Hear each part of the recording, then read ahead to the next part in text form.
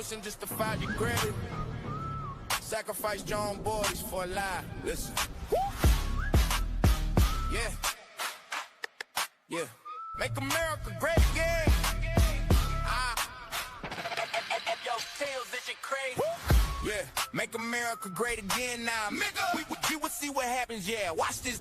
Sacred defense, we protecting the soil. While you sacrifice soldiers to pay for your spoil. You first you ran the blow, sitting on your throne. Now we turning every base into a bed of stone. It's a slaughterhouse, a trap you couldn't see. Welcome to the graveyard of your vanity. The secrets are leaking. The pressure is rising. We locked on the target. And now you are hiding. LOSCR.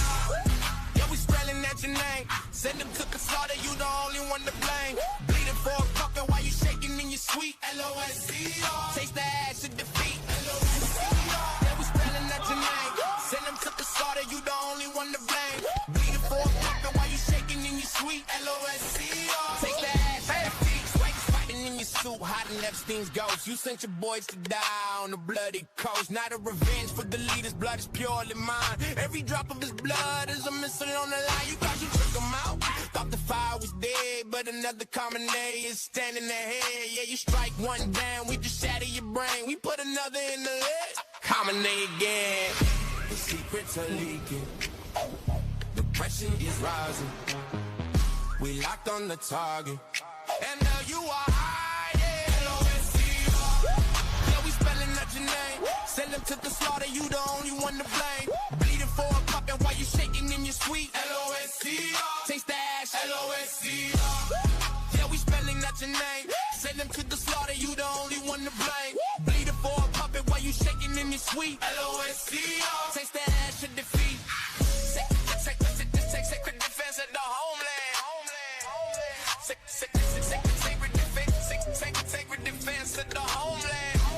Sacred defense of the homeland. The slaughterhouse is open. Common leg cat. LOSCR.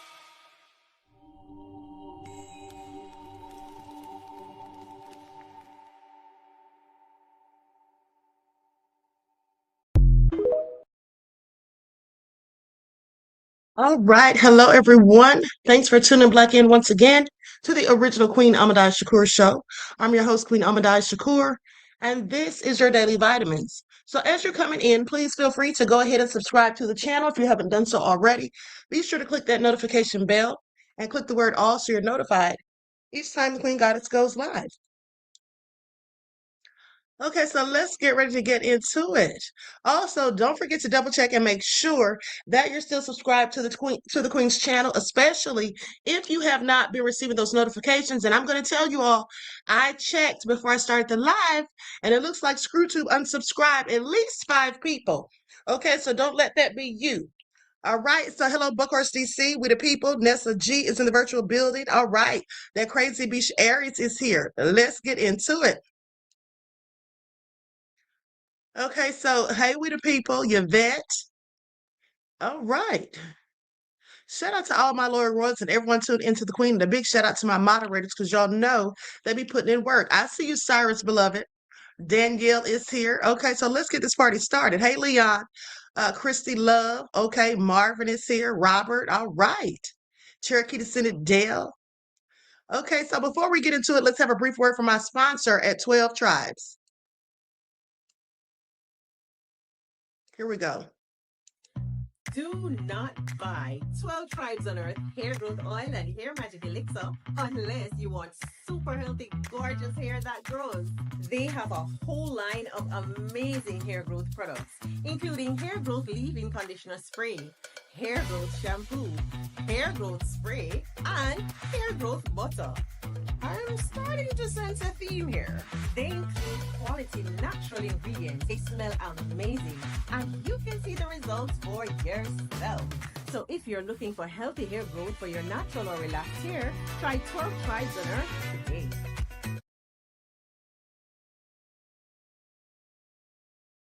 Okay, so don't forget you can purchase 12 Tribes Hair Oil at Etsy.com. Just look for Lisa Crafts, and you can also find it at Walmart.com. Okay, and don't forget that she also sells beard oil, and she does often have sales. Okay, so now with that all being said, let's get ready to get into it because this morning we talked about Chili, okay, of TLC and how she's full on MAGA. Now she can sit there and say she isn't, but here's the thing, let's just go over what we know. Okay, because she said that she did not leave or she didn't mean to repost that nasty comment about former First Lady Michelle Obama. So we could have given her some grace and said, maybe she didn't mean to accidentally, or she didn't post it. It was an accident or whatever. But, here's the thing.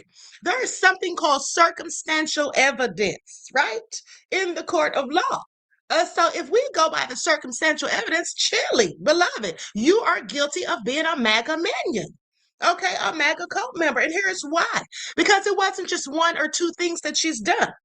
Okay, so let's talk about it. First of all, we already know, I showed you all the receipts earlier, that she donated to Trump and other Republicans like Marco Rubio, even though I think she only gave Rubio about $7. She should have at least given him 70 so he could have actually bought shoes that fit rather than those big ugly shoes that Trump gave him to wear, which he did like a whole idiot. But anyway, I digress. And so we know that she donated to Trump.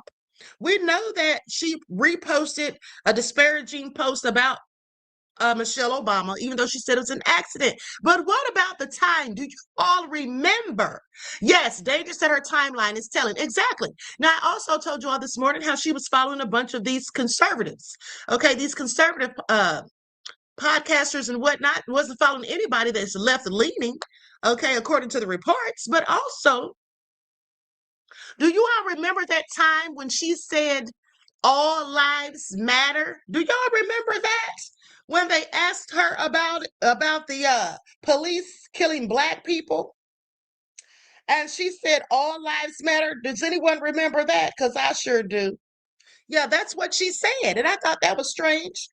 Now, I did just let that slide. I thought maybe she's just trying to be politically correct, if you will. But the bottom line is, she's absolutely proven herself to be a whole raccoon. Okay, now she can deny it all she wants. But at the end of the day, the proof is in the pudding, literally. Okay? Or in this case, the proof is in the chili. Please pay attention. Now, I want to go to, hold on here. I want to go to this Nick Cannon and Amber Rose video. I never liked Amber Rose. I never liked Amber Rose, and here's why. Because for one, Amber Rose is a 304. Now, if she wants to be a 304, that's perfectly fine. But what I didn't like about the fact that she's 304 is that she couldn't just be a 304 and mind her own 304 business. She had to come out here and try to make being a 304, something to glorify. She had the slut walk and then started talking about people slut shaming.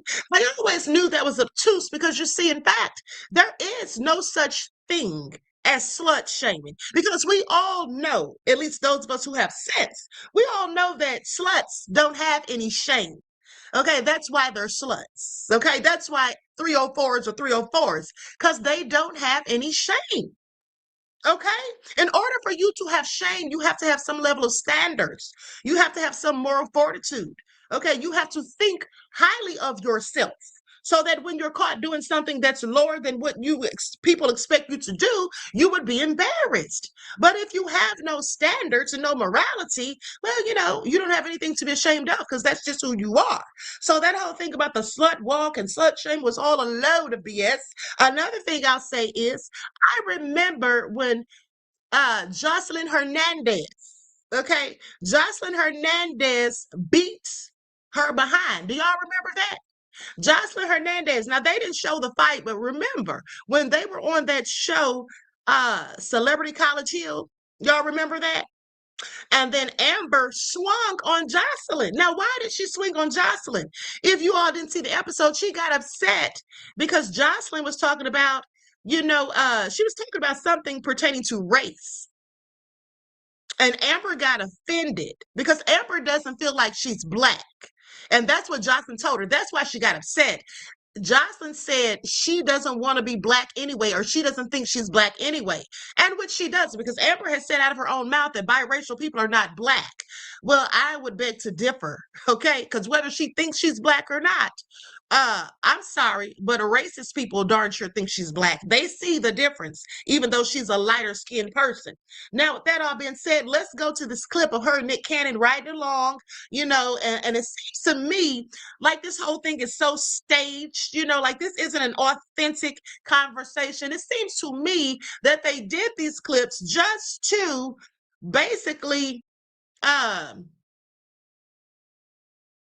Adrian said the fight video was released. Yeah, I didn't see it. I never saw it. I never saw it. Wish I had. I'll have to look for it. But here's the thing. At the end of the day, I feel like they were just having this having this recorded on purpose so they could just, that was their way of showing their allegiance to Trump.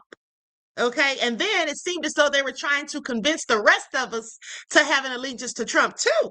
Start talking about Nick Cannon, that is, starts talking about how the Democrats were the KKK. We all know that. We all know that the Democrats were the KKK, but now the Republicans are the KKK. So what's he talking about? Okay, what are we doing here? He's trying to make excuses.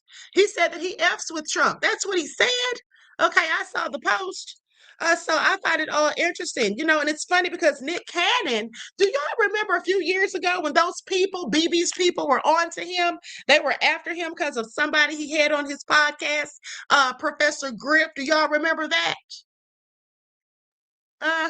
Y'all remember that? At the end of the day, he finally bowed down and apologized. I tried to give him the benefit of the doubt even then. But, you just can never trust a raccoon.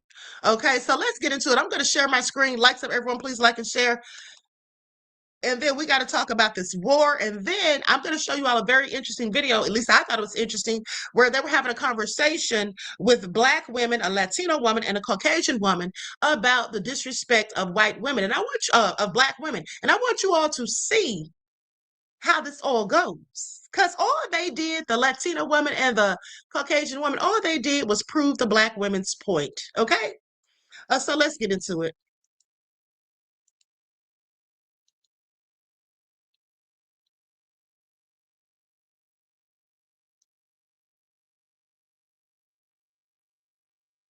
Now, I'm going to put an overlay on this as not to have any copyright issues. Well, if he's white people should be able to say nigga. So, and I'm gonna tell you why. Oh shit. Because no one, when you really stop giving a fuck about stupid dumbass words, will stop killing each other. And Nick, it's very different. If it says the hard R and they're pointing at you, it's very different than rap lyrics or saying, oh, that's my nigga, that's my homie. Right. If somebody's using a term as a derogatory term, but we know that. Hurt, you know the difference between somebody just saying we're all smart enough. We're all smart enough to know what's right and what's wrong. Right. So why are we putting so much damage and pain behind? I let my kids curse. They have freedom of speech. Right. Why live in America if you don't have freedom of speech?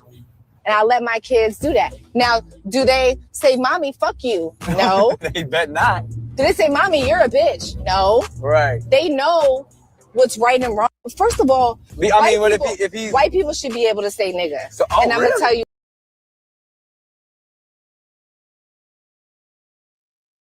They both sound so contrived and so ridiculous, in my opinion. What do you all think? Now, there she is.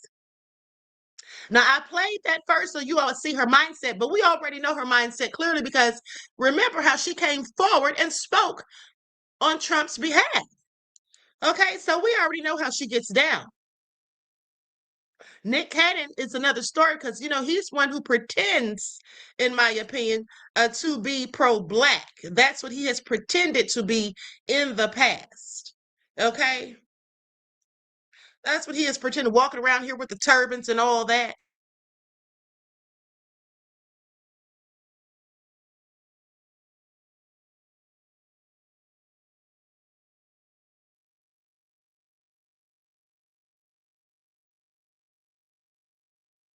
Trump has always been known, like before people was hating on him, like he would be at all the events with like Russell Simmons and all the black parties. Like, he fuck with black women, like black girlfriend. Yeah, that's what I'm saying. Publicly.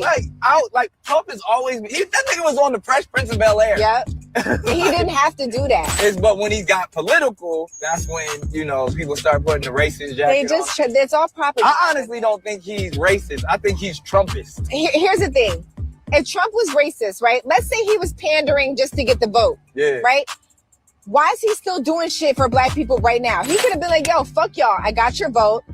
I don't give a fuck about y'all. I'm already in office. I can't run another 4 years. I already did 4 years. I think it's real dope. The lady he made the pardon czar. Yes. He made her he pardoned her and then made her the pardon czar to make sure that anybody who is actually been done wrong by the system, that he appointed her to be able to be like, look, you go out there and find these people for me so I can pardon them. You know why I love Trump? I fucked with that. Trump made me have love for my country, because when you go around all the Republicans, they're black, they're white, they're Asian, they're Hispanic, and they don't even talk about race, Nick.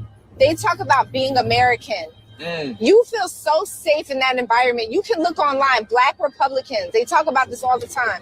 Because people make it seem like because you're a black Republican that they don't even fuck with you. Right. You feel so safe and welcome in those spaces because they're not looking at you like you're black. They're not looking at you like you're Hispanic. They're looking like you one of us. You one of us. Squad, gang. You gang. You an American, you gang. Yeah. So there's a level of comfort and freedom in that. You're amongst your peers. That's why I said in my RNC speech, I was like, these are my people. This is where I belong. Right. And you know, black Twitter and black Instagram, they took it the wrong way. Yeah. Like Trump has always been known like.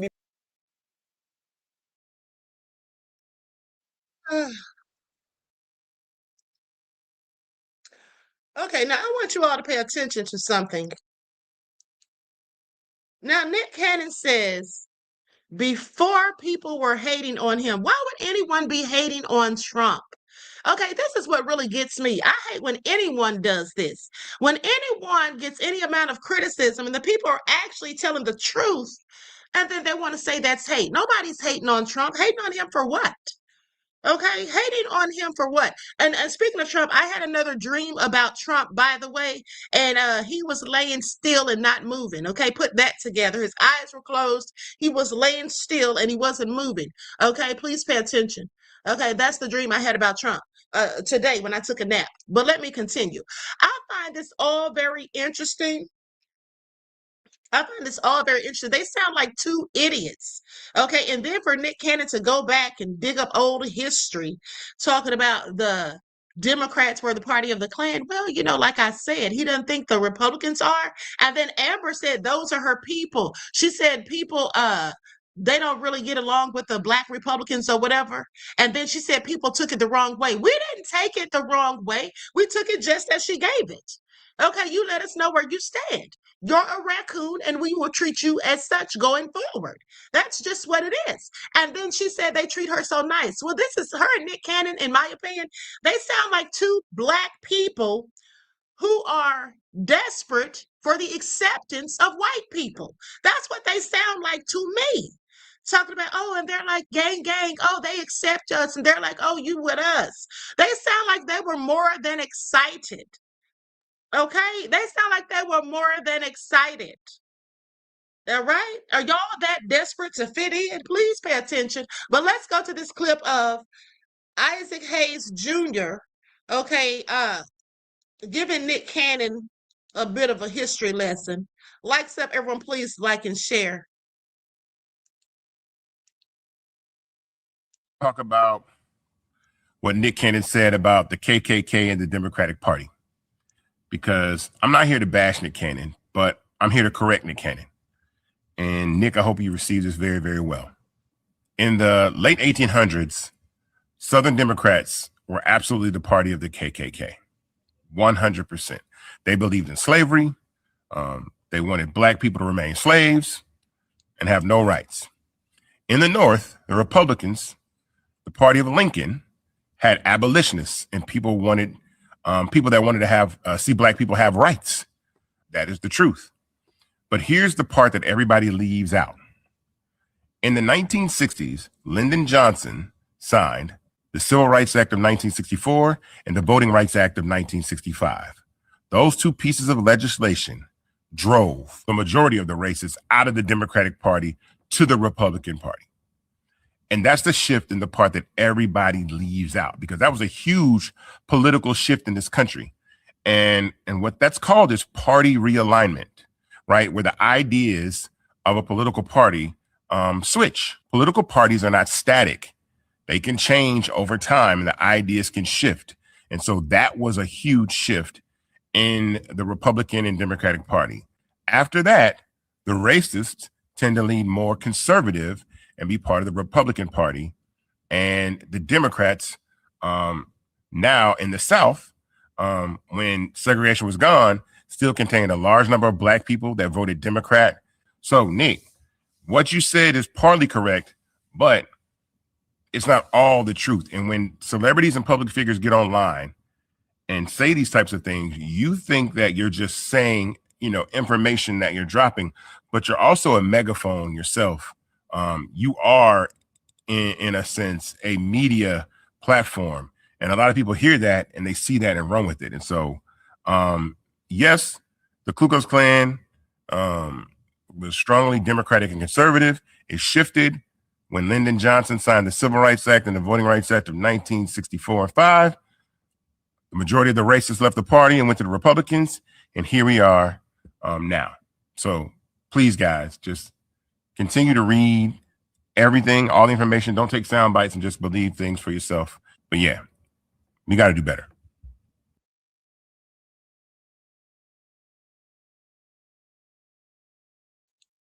Okay, so clearly Nick didn't do his research, or maybe he did and just doesn't care. But here's the thing, like I told you all earlier, we have to stop praising these celebrities, because the thing is, a lot of these black celebrities, they want our money and they want our support, and we're the ones who make them famous. They don't do this on their own. I don't care what their talent is. Their talent would be nothing if it weren't for us spending the money, okay, to support them. So we have got to stop backing these people who don't give a damn about our lives and the struggles that we have to go through as regular black people.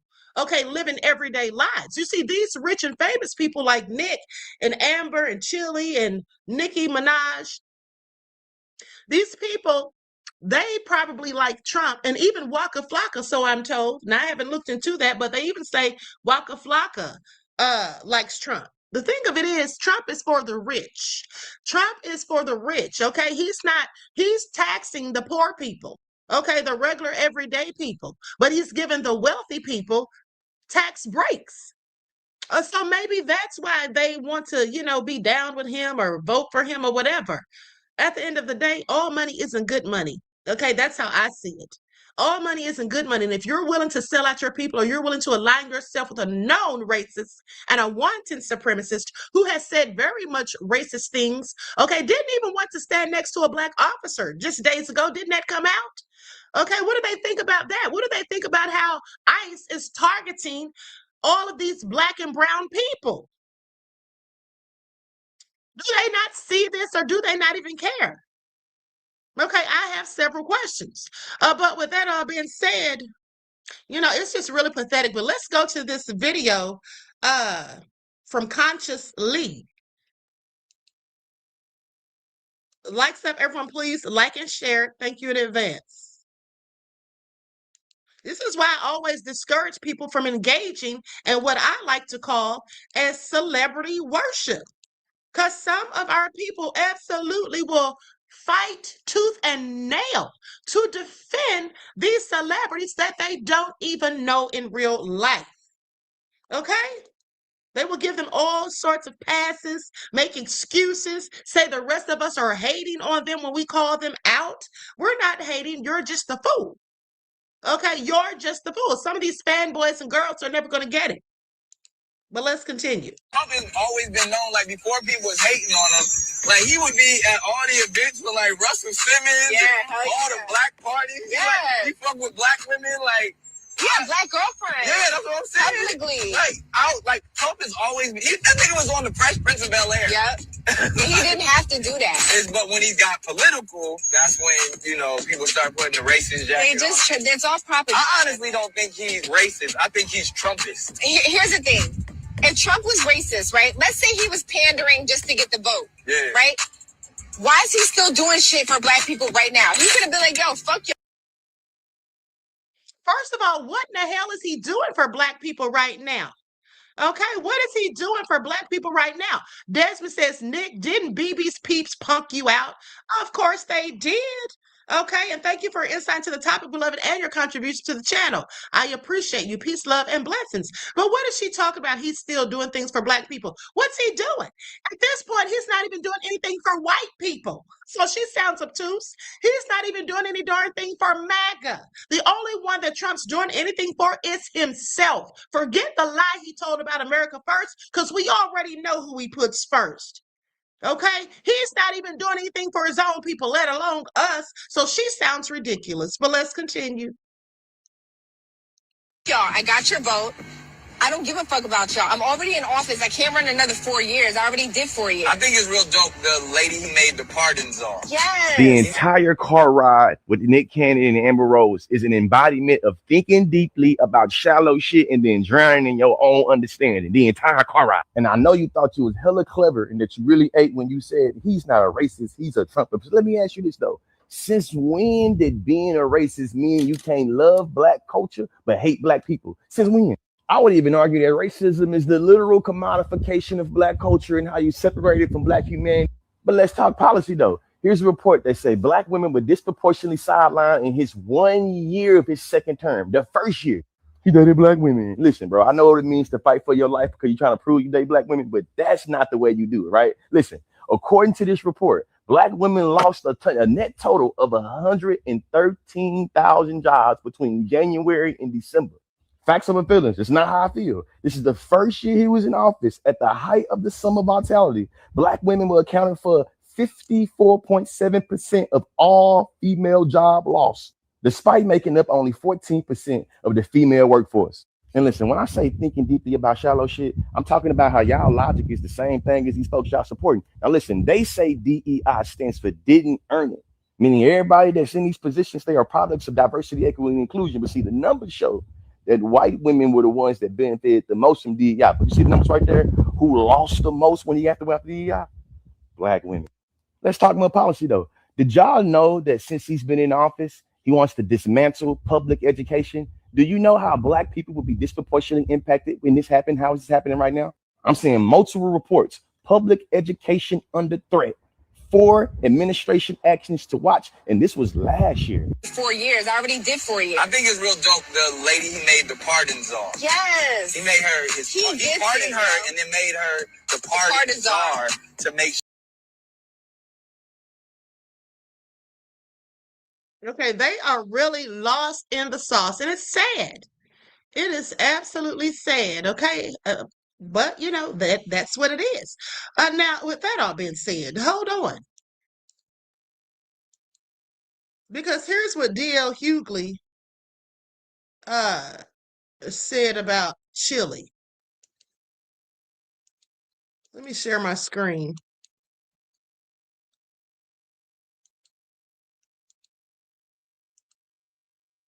That's what D.L. Hughley said. So the repost of a video claiming hashtag Michelle Obama is a man was an accident. The issue is when you follow, subscribe, align with, and financially contribute to MAGA conservative racist in the name of Christian values, that's the type of content you see and accidentally end up reposting. Okay, because she was following these people. Okay, so she's still telling on herself. Now, there are multiple videos where people screen recorded who she was following before she could change it. And some of them included racist propagandists. Okay, like Tommy Lauren. Are you kidding me? She literally was following Tommy Lauren. Oh, she's done. She is done. Okay, and Donald Trump Jr. and Newsmax. Okay, please miss us with it, girl. Okay, yeah, you're never gonna make me think you did that on an accident. Following Tommy Lauren, any black person following Tommy Lauren, you can miss me with all of it. That's what you can do. Okay, that's what you can do, because I'm not having any of it. Okay, I don't believe it. All right, I don't believe it. Now, with that all being said, let's talk about Keg's breath, shall we? Let's talk about Keg's breath. We're going to go to this post. Hey, Reggie and Robert, nice M10K. Welcome to the party. Okay, so now this is a post. It says an anonymous Department of Defense source characterized the environment as terrifying, noting that personnel working under Hegg said fear being punished or fired for failing to embrace his Christian nationalist worldview. See, this is what I'm talking about, folks. Okay, this is what I'm talking about. I told you all, Lillian X said that name cracks me up, Queen. I call him that because he's a drunkard. Anytime you get so drunk repeatedly that people have to carry you from one place to another and you're a grown arse man, yeah, that's what you need to be called. Pete Keg's breath, okay? But now, so with this all being said, you know, this is why I was telling you all earlier when I reported on Keg's breath that in fact, his whole thing about this trying to act as though he's holier than thou, you know, quoting the scripture, reading out sermons and all that.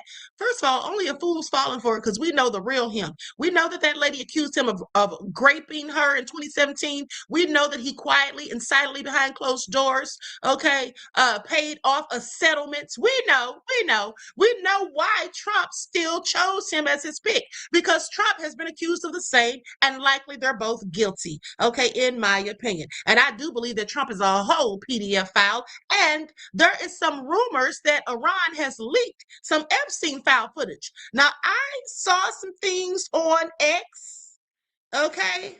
I saw some things on X that absolutely do not look like they're AI generated, but they do look nefarious. Okay, I wonder what Trump has to say about all of this, if it's authentic. Okay, now here's the thing too. Let's go to this post that someone made about Keg's breath.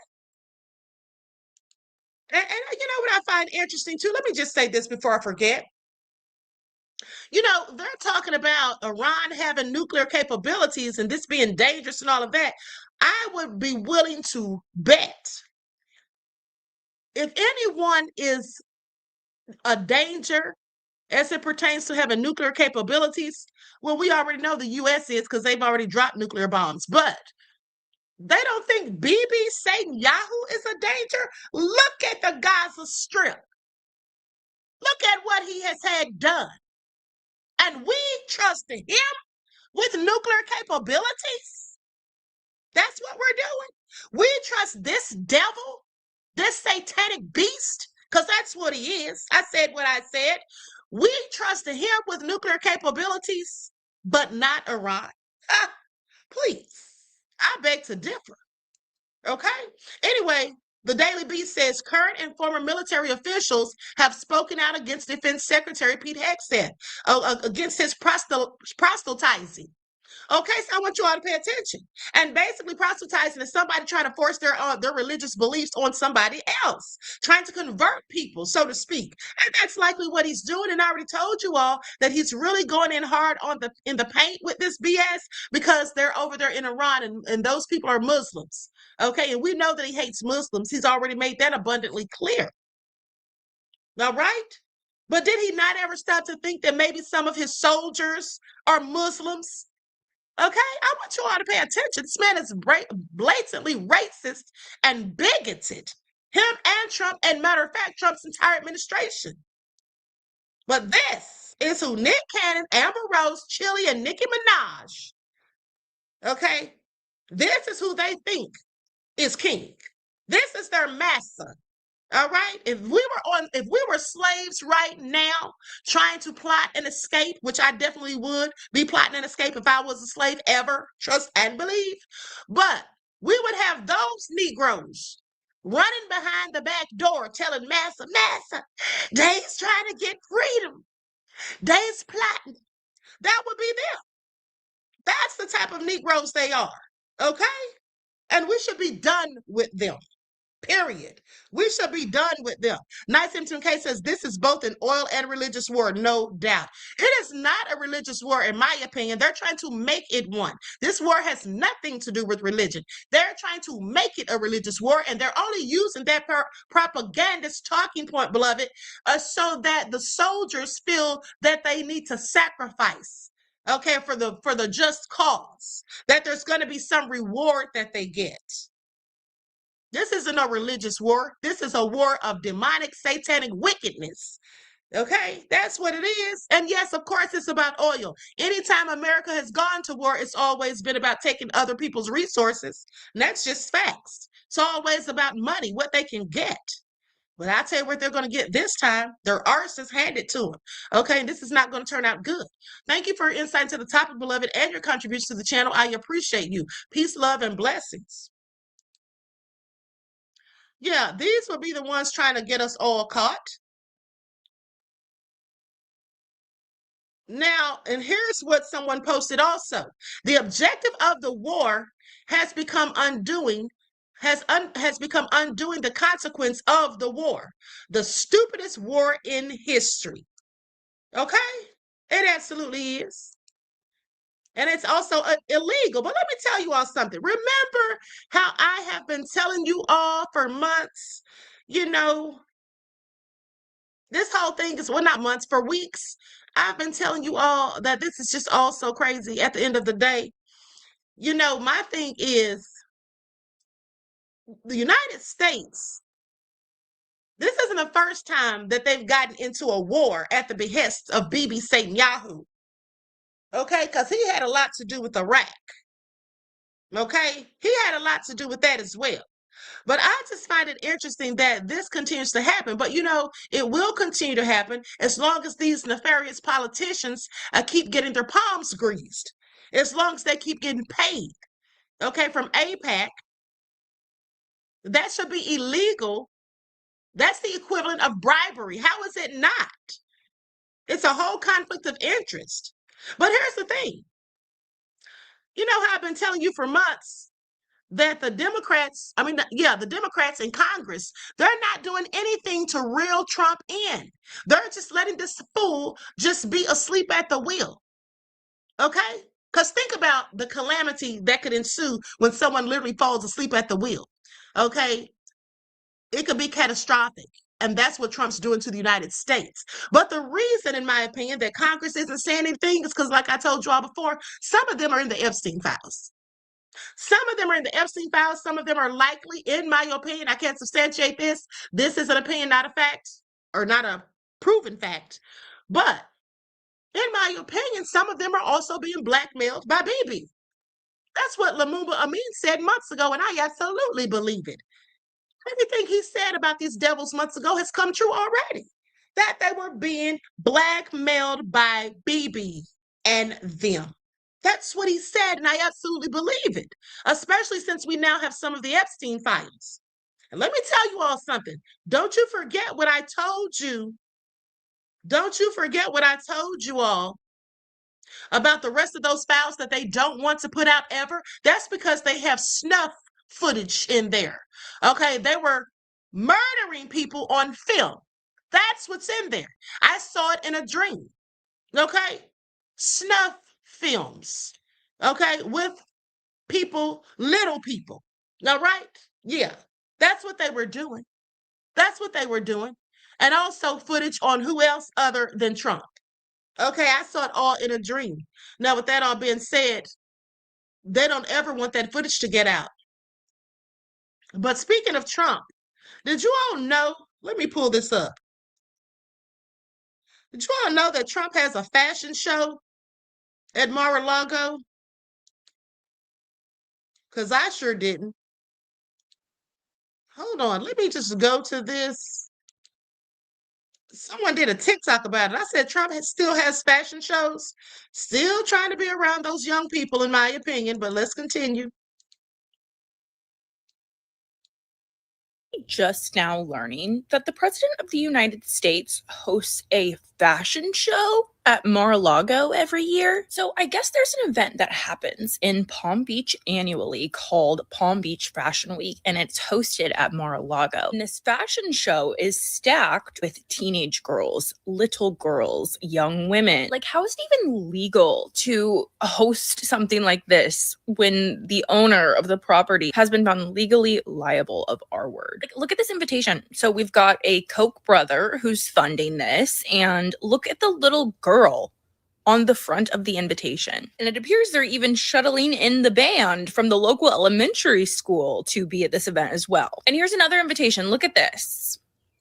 The drawing in the back is giving very much the drawing from the birthday books released by Jeffrey's estate. I'm sure it's just a coincidence. Like, their social media posts are just like weird, like just tons of photos of like little girls. Like, I genuinely think for so many reasons, this part of history will be looked back at with such disgust, because like we're living through an era where parents are willingly bringing their little girls to the home of Jeffrey's ex-best friend, who was found by a jury of his peers to have R-worded a woman, a man who's deeply implicated in the files, a man who's been talking about wanting to sleep with his daughter for decades. We have parents willingly bringing their little girls on a silver platter to his home. And it's literally so easy for like the conservative party and MAGA to look at Jeffrey's victims and say, where were their parents? Why weren't their parents protecting them? Look at y'all. Once you escort your child into the doors of Mar-a-Lago, you have already escorted them halfway into hell. I don't know. I just think that's crazy. And I had no idea that the sitting president was hosting fashion shows at his home every year. And I'll tell you something else. MAGA has a whole bunch of PDF files. For those of you who follow me on X, okay, I post it all the time. All right, I just posted about 3 of them today. These are MAGA minions. One of them is a fool who was at the Capitol for the riot. Now, Trump pardoned him, but this man he's been sentenced to life. Okay, he's been sentenced to life for nefarious things that he did to children. Okay, a whole PDF file. All right, pardoned. He almost got away scot-free. Okay, but now he's got caught for nefarious things. Now, with that all being said, let's go to this clip from the Midas Touch about this fashion show. Because I had no clue Trump had this going on. Okay, I don't know what kind of creep is letting him be around their kids. This is absolutely nefarious.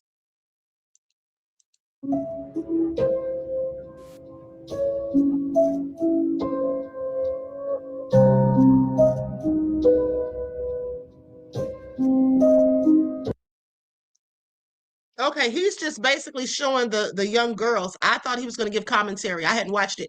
Now, with that all being said, don't y'all find that problematic? Like, who does that? And then, while we have soldiers over there fighting a war that's so unnecessary, here's what Trump's doing. And I'm going to mute the audio because there's music playing, because he's trying to dance. Okay, emphasis on trying, mind you. I want you all to see this. Hold on.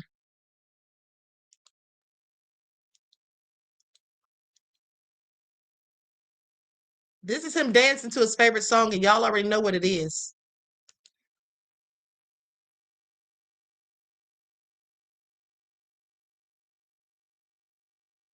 This is him. While a war is raging, he hasn't a care in the world.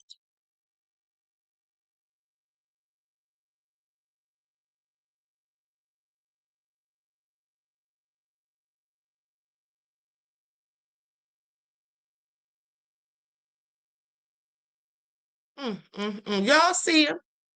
That's y'all's president, honey. Okay. And then hold on, let me just say this too. Reggie said he's looking like Archie Bunker. Please do not, okay? Please do not insult Carol O'Connor like that. All right, I happen to really have liked Carol O'Connor, who played Archie Bunker. But here's the thing.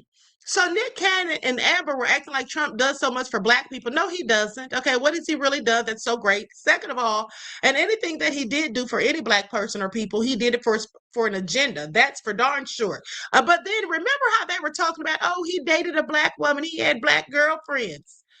First of all, what the hell does that prove? There's plenty of people that date outside of their race that are absolutely racist. That's just a fact. I mean, hell, even the Klan. Remember the Klansman who had his hair in locks? Like Consciously said, they can absolutely love our culture but hate us. Okay? Joker got locks in his hair. I mean, you know how livid I was when I saw that? The nerve of him. But that just goes to show that they're really just envious of us. Okay, that's why they don't like us. That's what the problem is. Absolutely, that's what the issue is. But let's continue because I'm going to this clip with Trump talking about Iran and acting like he's still having negotiations. Okay, this was today. And then he talks about blowing them up in the next breath. How stupid is this fool? Well, I guess he's as stupid as they come. The president returned to the White House after a month of war, still providing wildly different interpretations of what lies ahead. On Air Force One, flying up from Florida, he hinted that he was now dealing with more moderate regime figures in Iran who want a deal. We have a group, it's really a new regime. It's a new group of people that we've never dealt with before, that are acting very reasonable. We're doing extremely well in that negotiation, but you never know with Iran because we negotiate with them and then we always have to blow them up. But as the bombing campaign of Iran continues without a pause, few analysts believe such a group of regime moderates actually exists. Hey. Forcing the White House today to talk of a private diplomatic track that outsiders know nothing about. Talks are continuing and going well. What is said publicly is, of course, much different than what's being communicated to us privately. This remains a truly once-in-a-generation opportunity for the regime to make a good deal with the United States, permanently abandon their nuclear ambitions, and stop acting as the world's leading state sponsor of terrorism. Let's go! Let's go! The political pressure on the president is certainly growing, even among some hardline supporters. No troops. Bomb the out of them if you have to. And if you can't get the deal, just come home. No more blood and treasure on foreign lands. I don't think that it's really in America's interests. It never was. The president has a fateful choice to make in the coming days. Does he order U.S. ground troops to seize Karg Island, giving Washington a stranglehold on Iran's oil exports? Certainly the military capability is there, with the U.S. Marine Expeditionary Force now deployed in the region, with powerful air and amphibious elements. Iran is warning that any invasion would be a disastrous miscalculation by Washington. But the battle within the wider war is for control of the narrow waterway 400 miles to the southeast of Karg Island. The Iranians are threatening that they're going to set up some permanent system in the Straits of Hormuz where they get to decide who goes through international waterways. That will never be allowed to happen. By the way, the rest of the world should take note of that. They have more at stake there than we do. Who's gonna stop them, Rubio? Because you sure as hell aren't. Okay? Who gonna check them, boo? Please. It's notable that even after being under aerial attack for so long, Iran today was able to target and strike an oil refinery in Haifa in northern Israel. A sign that Tehran, a month on, can still punch back. And Robert joins us now. Robert, I mean, I think there must be so many people watching that who are frustrated at not ever knowing whether we're close to escalating further or whether Donald Trump is close to escalating further or getting on an off-ramp. What's your assessment? DJ The Truth TV says, Queen, did you see Anton Daniels and Stephen A debate? No, beloved, I don't really care for them. They're both raccoons. They're both raccoons. I don't even know what they could be debating about. About what? Who's the biggest raccoon? That's all they could possibly be talking about, okay? I didn't listen to it. Nice M10K says, I would literally give Trump some credit if he just gave up and sent those troops home. I wouldn't give him a damn thing. Okay, I wouldn't give him credit for that, beloved. And you know why? Because he's the reason they're there. You don't give someone credit for stopping something or cleaning up a mess that they did. Okay? It's just like when America had the Civil War and slavery ended, and then some of these racist people tell us, well, we fought to end slavery. No, you didn't. Okay, at the end of the day, sit down. Y'all still wanted slavery to exist, but the bottom line is, no matter what you did, y'all started slavery. So I'm supposed to give you a pat on the back? Please miss me with it. I ain't giving him a credit for nothing. Okay? Not a damn thing. This is what he started. So if whenever he decides to end it, if he does, he gets nothing from me. Not at all. Look, with other wars, Tom, and with other presidents, it's sometimes clear to see a sort of direction of travel for a conflict a month in. You can see if military and strategic objectives are being met. I think the problem here, the frustration, as you rightly put it, I think is twofold. Firstly, the objectives in this war seem to be constantly shifting. And secondly, with this commander-in-chief, we've got someone who's almost uniquely kind of instinctive, impulsive, and unpredictable. So very difficult to know where we go from here. I think the social media post this morning that Trump put out sums it all up. He was saying that negotiations are going well, but at the same time was threatening Iran with obliterating its oil wells, its energy plants, its desalination plants, even Karg Island itself, much of which, if carried out, would be illegal. I think the focus now on the Strait of Hormuz is kind of really ironic, because it means that one of the key new objectives is to open up a waterway that was only closed in the first place at the outset of this war. Okay? So please, Trump, no matter what you do, you're the one at fault here. Just stupid self. Nice M10K said, you're right, but I'm desperate, Queen. We got to do something to get this wild man to do the right thing before it's too late. Honey, it's already too late, beloved. And I'm desperate too. Don't worry. We're all about to be real desperate in a minute. Okay? Please pay attention. Because here's the thing. As I was telling you all, not that you're desperate, honey. We all are going to be desperate, beloved. Okay? But remember how I was telling you all that Iran is allowing people to go through the Strait of Hormuz, but they're charging them like $2 million in yuan, not in USD. And the United States, our dollar is not backed by anything. Okay, our dollar is not backed by anything. Okay, it used to be backed by gold. Okay, it's not backed by a darn thing now. And so all we have now is the petrodollar. So the U.S. is able to thrive and do well because of the petrodollar. But here's the thing: now that Iran, this is very strategic of them, because that's right. Miss Mississippi says the dollar is dead. Absolutely, you already have BRICS talking about coming up with their own currency. And then I told you all how Maduro, the real reason Trump went over and snatched that man up, okay, is because Maduro was about to be, in bed with China, okay? China would have been getting their oil from Maduro and not using the petrodollar. And that was going to be bad for the economy of the United States. And so that's why Trump went over and did what he did, if you ask me. And then also,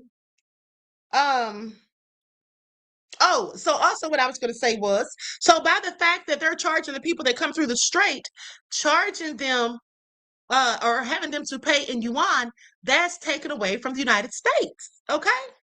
So the dollar is absolutely dead. It's going to be even worse. It's going to be even worse in a few more weeks. Okay? Please pay attention. But again, Trump brought all of this on himself and us because of his stupidity. He's just a fool. But let's go to this video that this young man did.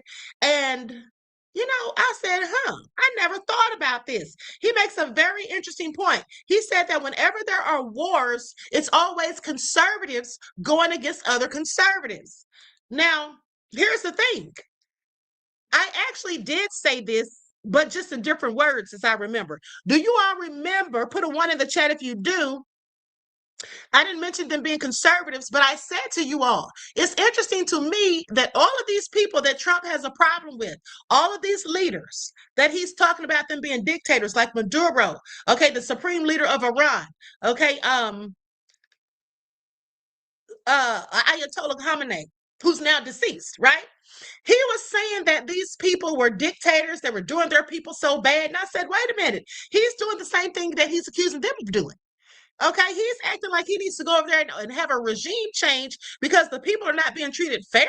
What the hell does he think he's doing? I told you all how he has ICE over here just attacking and harassing, even murdering people. I'm sorry, at protest. The same thing that he was accusing Iran of doing. So who is he to talk? Okay, so that made all the sense when this young man pointed out that it's conservatives against conservatives. Absolutely. Okay, because Trump is going against people that he claims, the things that he's claiming they do is exactly what he does. But let me just tell you all this first, how he bowed down to Putin. Okay, he does not want any drama with Putin. I told you all the other day how he had the Russian Duma members over at the White House. They were here for like the whole weekend, I think. They were here for at least a couple of days. Now, while all this is going on, mind you, it had already come out that Russia was giving intelligence information to Iran. Now, one Russian official came out and denied that. He said they were not giving them intelligence information, but in fact, they were and would continue to supply them with weapons. He said it. So there's no dispute about it. They admitted it. But Trump still has allowed Putin to go over there. Remember, he said there was a blockade at Cuba, so nobody could take oil to Cuba, and nobody better not take oil to Cuba. There's going to be consequences and repercussions. He's going to hit them with sanctions. Remember that? Remember that? But he let Putin get through there. And thank God, because Cuba needs the oil. So I'm glad Putin got through there, or Russia got through there. But see, this is the thing. Trump does not want to tick Putin off. Okay? At the end of the day, for some reason, he fears Putin. And I think that Putin knows a whole lot about those Epstein files and probably has some dirt on Trump himself. Okay? Because he's always licking Putin's boots no matter what's going on. Okay? Please pay attention. War, since the history of mankind, has been the conservatives of one group going to war against the conservatives of another group. The Ayatollah and his people are the conservatives of Iran. Trump and his people are the conservatives of America. Netanyahu is the conservative of Israel. See, conservatives can only see their ugliness when they're reflected in another group of people. I had a discussion with a guy who's a Republican. He was talking to me about Sharia law. And I said, listen, if I actually listed out the tenets of Sharia law, it would sound like I was listing the tenets of the Republican Party. It really would. I have never seen a case, either historic or modern, where the leftists of one society went to war against the leftists of another society. Every war since the history of mankind has been the conservatives of one group going to war against the conservatives of another group. The Ayatollah and his people are the conservatives of Iran. Trump and his people are the conservatives of America. Netanyahu is the conservative of Israel. That all makes perfect sense. Okay, that all makes perfect sense. I find it all so interesting. So, but hold on. There was a video I wanted to show you all. Hold on, where is it? Where is it? Oh! No, that's not it. Hold on. This is it right here. Remember how they lied about the USS Gerald Ford, saying that the fire that occurred was an accident? Let me show y'all something. Honey, this was no accident. Okay, this was no accident. This guy has exclusive footage that you won't find anywhere else, according to him. Okay, and I want y'all to see this. Y'all see how the queen be out here digging for the receipts for y'all? Y'all see how the queen be out here searching high and low, trying to gather all the information for y'all's nefarious selves? Hope y'all appreciate it. Let's continue. I've put together a compilation of all the videos I have showing the interior damage of the USS Gerald Ford. You won't find this anywhere. Check it out.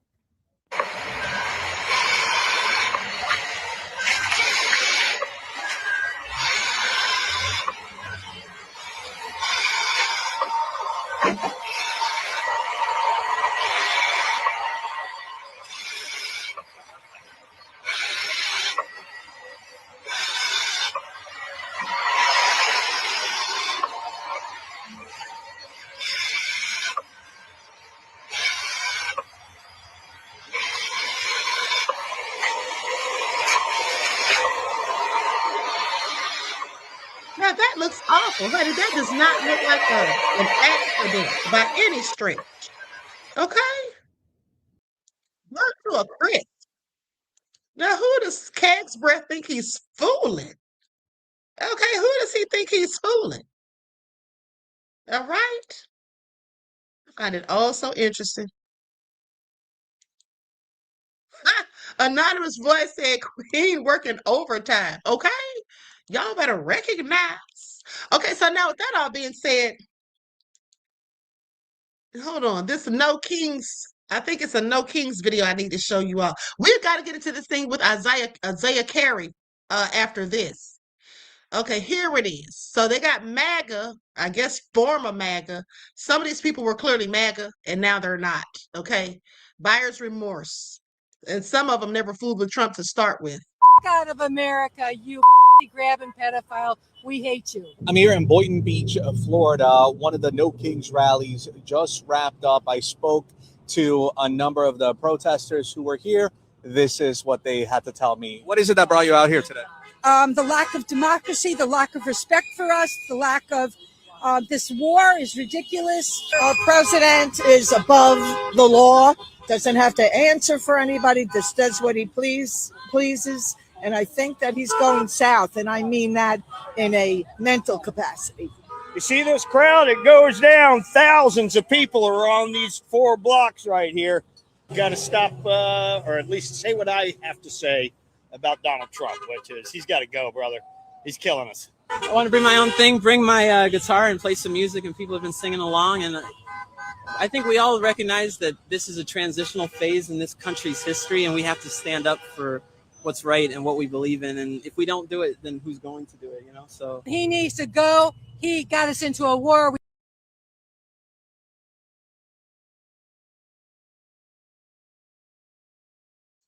I hope Trump's listening, because y'all know he hates criticism. But let's go to him right here. This is when Trump tells you who he really is, okay?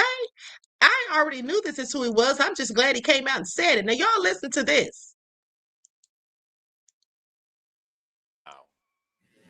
What is missing in leadership? Well, it's winning. You got to win. You know, I've watched a lot of people, leaders, great leaders. And, you know, the one thing about sports is you break it down into, you know, a 2-hour period, something nice. You don't have to wait a lifetime to find out is somebody a winner or a loser. You got a lot of losers, mostly losers, fortunately. It's a good thing to have a lot of losers. I always like to hang around with losers, actually, because it makes me feel better. I hate guys that are very, very successful and you have to listen to their success stories. I like people that like to listen to my success. Y'all heard that, right? That fool said he likes losers because it makes him feel better. Okay, I hope that the people that are around him understand that he's absolutely calling all of them losers. Okay? And I hope that MAGA someday gets it, because clearly they don't right now, that he thinks they're all stupid, because that's what he has said in the past. Okay? That he loves stupid people. He doesn't like smart people. That's because smart people don't fall for his bullshit. Bullshit. I almost cursed. Okay, so with that all being said, let's go to this video of this homeowner who hired some migrants to do some work and then called ICE on them so they wouldn't have to pay. Low down. This has sadly become a trend. Okay? This has sadly become a trend. Hiring these people and then not paying them. That's right, Robert. He's a narcissist. He's actually a malignant narcissist. Okay? Hold on. Deronda said, you did curse, Queen. Sit down somewhere, Deronda. I tried to catch myself.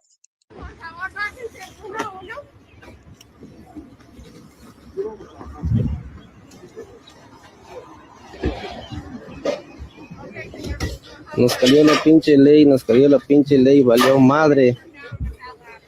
Nos rodearon.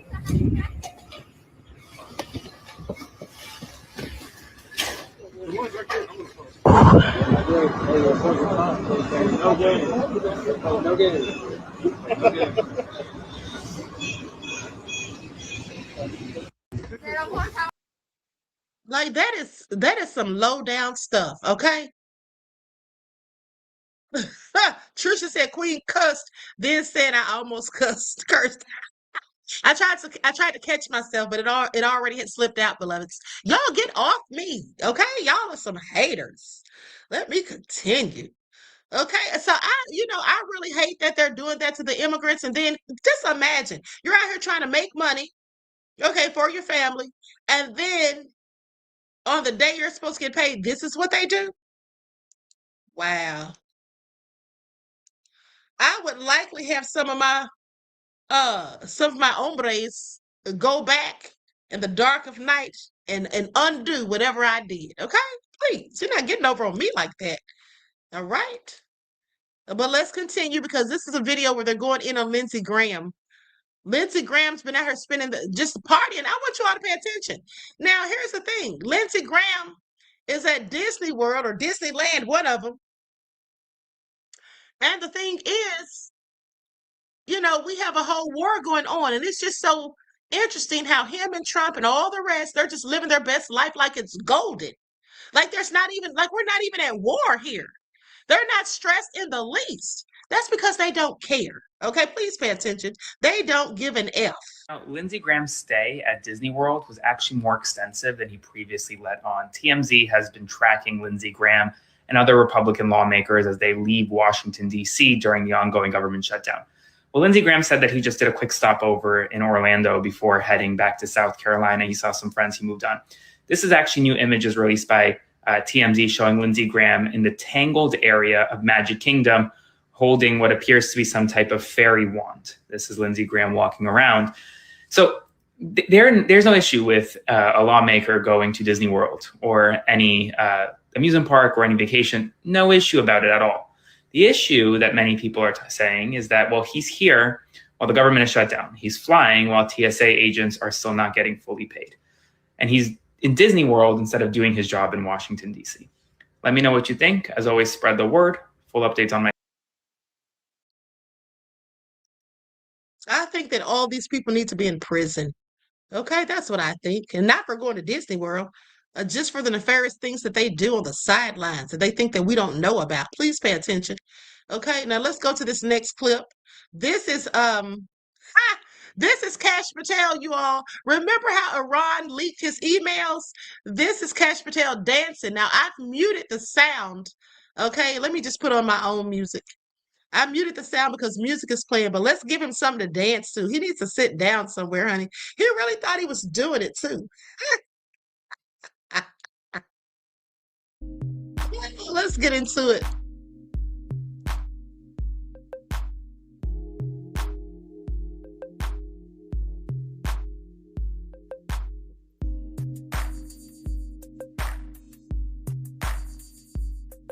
The hell's he doing?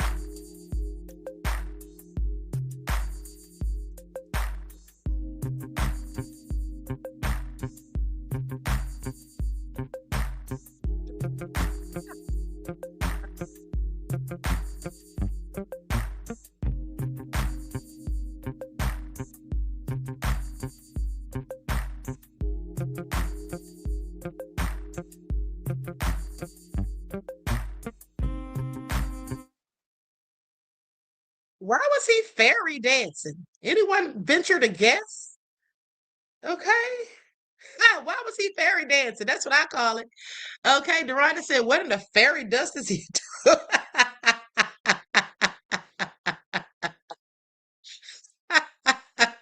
He reminds me of when I was a little girl, about 10 years old, and I would be in my room by myself bored, and I would just pretend I was a ballerina and just be dancing around the house.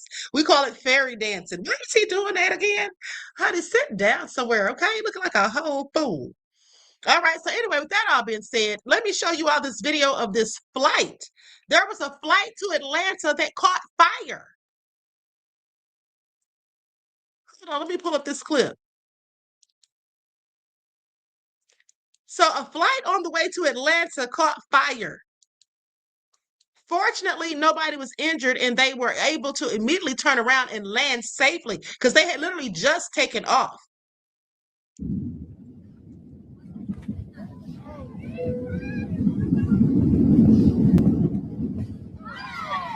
This is Delta Air. Y'all see the flames?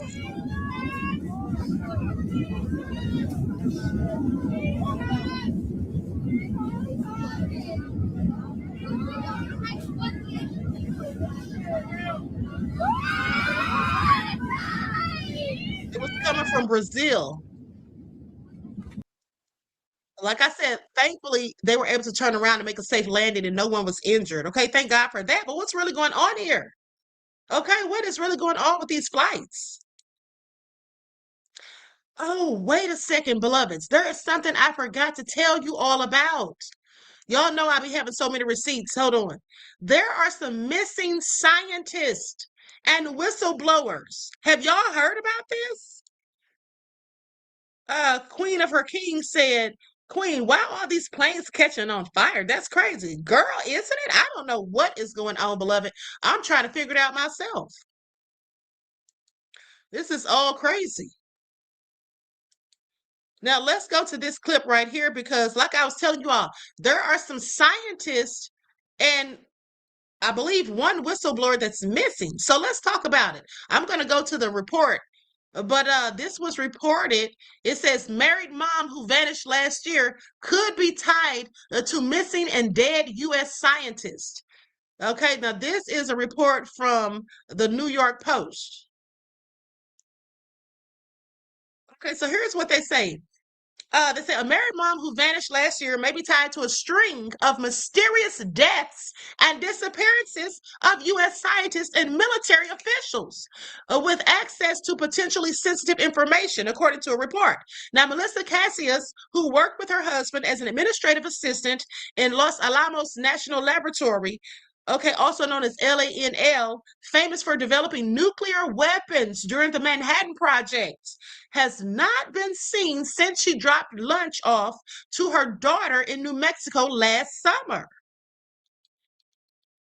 Now, she is one of 4 high clearance people who have died or gone missing since June of 2025 with connections to UFO. Please pay attention. With connection to UFO linked to retired Air Force General William McCaslin. Now, William McCaslin was like the top dog when it comes to UFO information. Well, he vanished mysteriously last month. Okay, nobody has seen or heard from this man. Former FBI Assistant Director Chris Swecker told the Daily Mail he is now worried that she is part of an alarming pattern as her work as an assistant at LANL may have made her a target for kidnapping.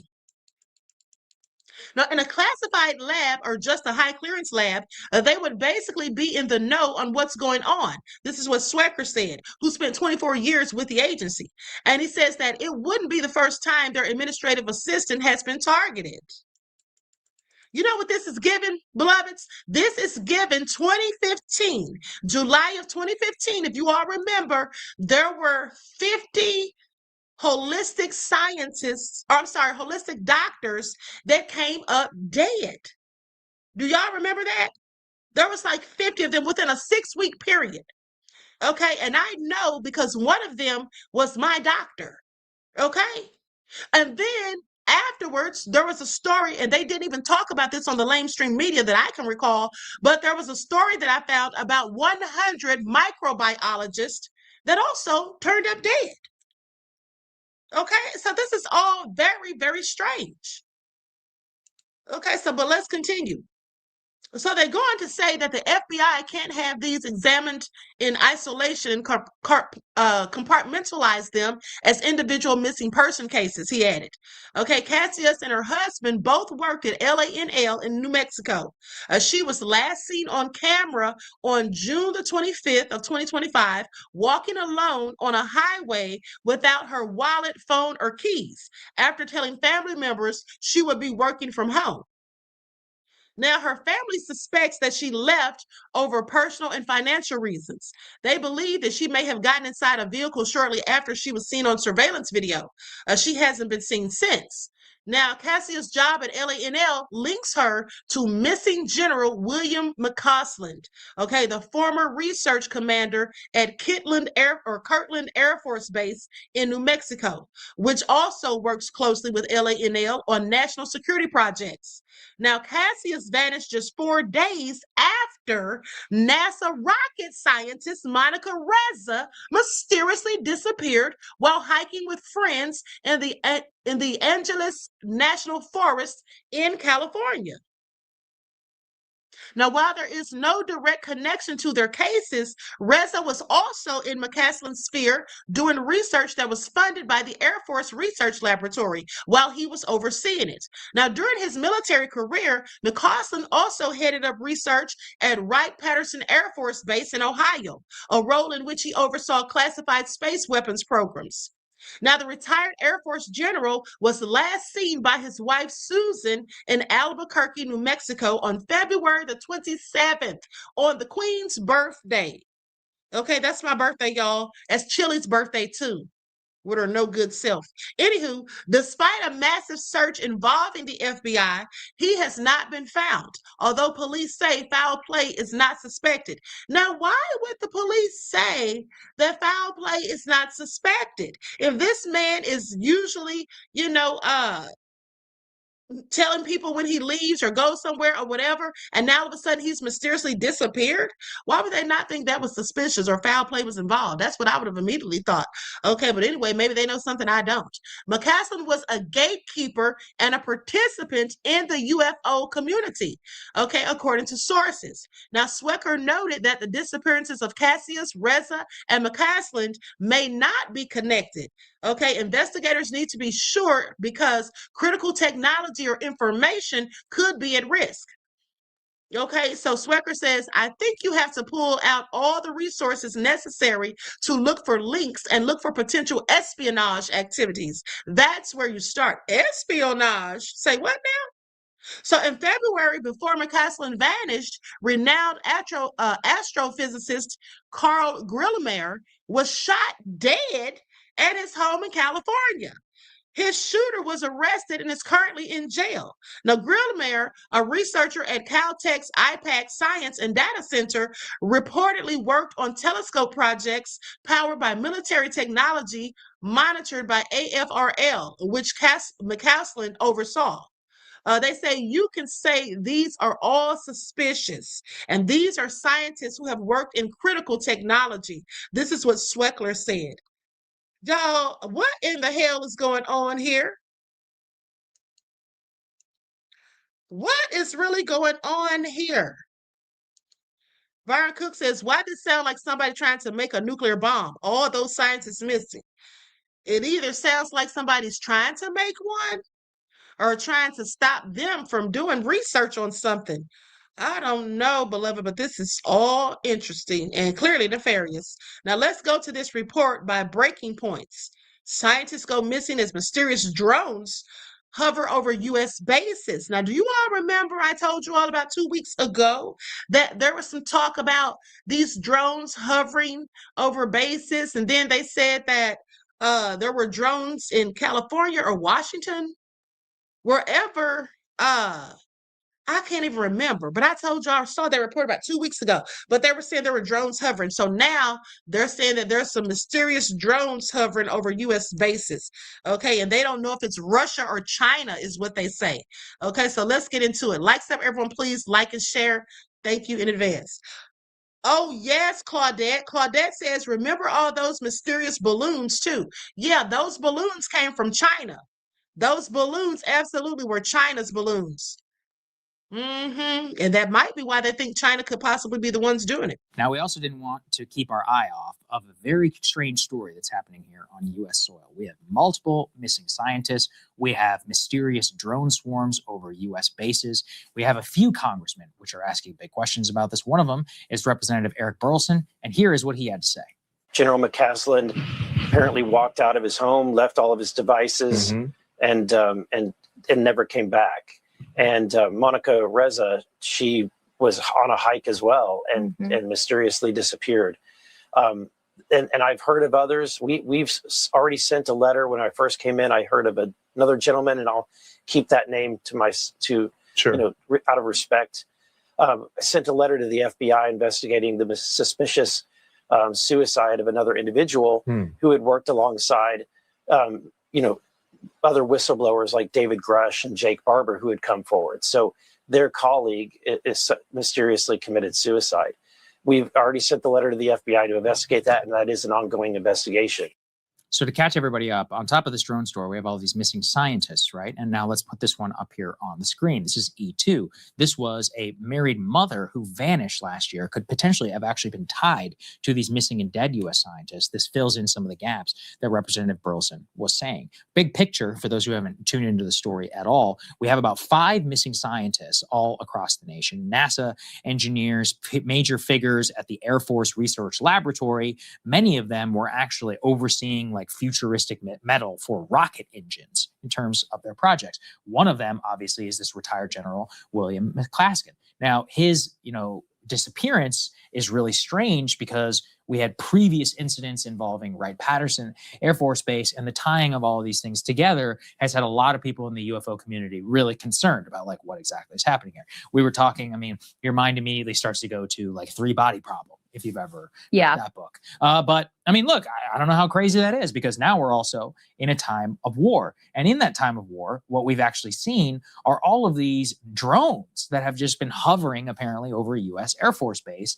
Can we skip ahead to E5, please? Because in the midst of this missing scientist wave, we have, quote, multiple waves of unauthorized drones recently spotted over a strategic U.S. Air Force base. This was the U.S. Air Force base at Barksdale in Louisiana. And it was, quote, under a shelter-in-place order on March 9th. So 9 days after the U.S.-Iran war launch, a report of unmanned aerial systems operating over the installations. This is the same Air Force base which houses those B-52 bombers and plays a critical role in the command and control of the Air Force nuclear defense capabilities. I will note on this one, I could see it both ways as a UFO person.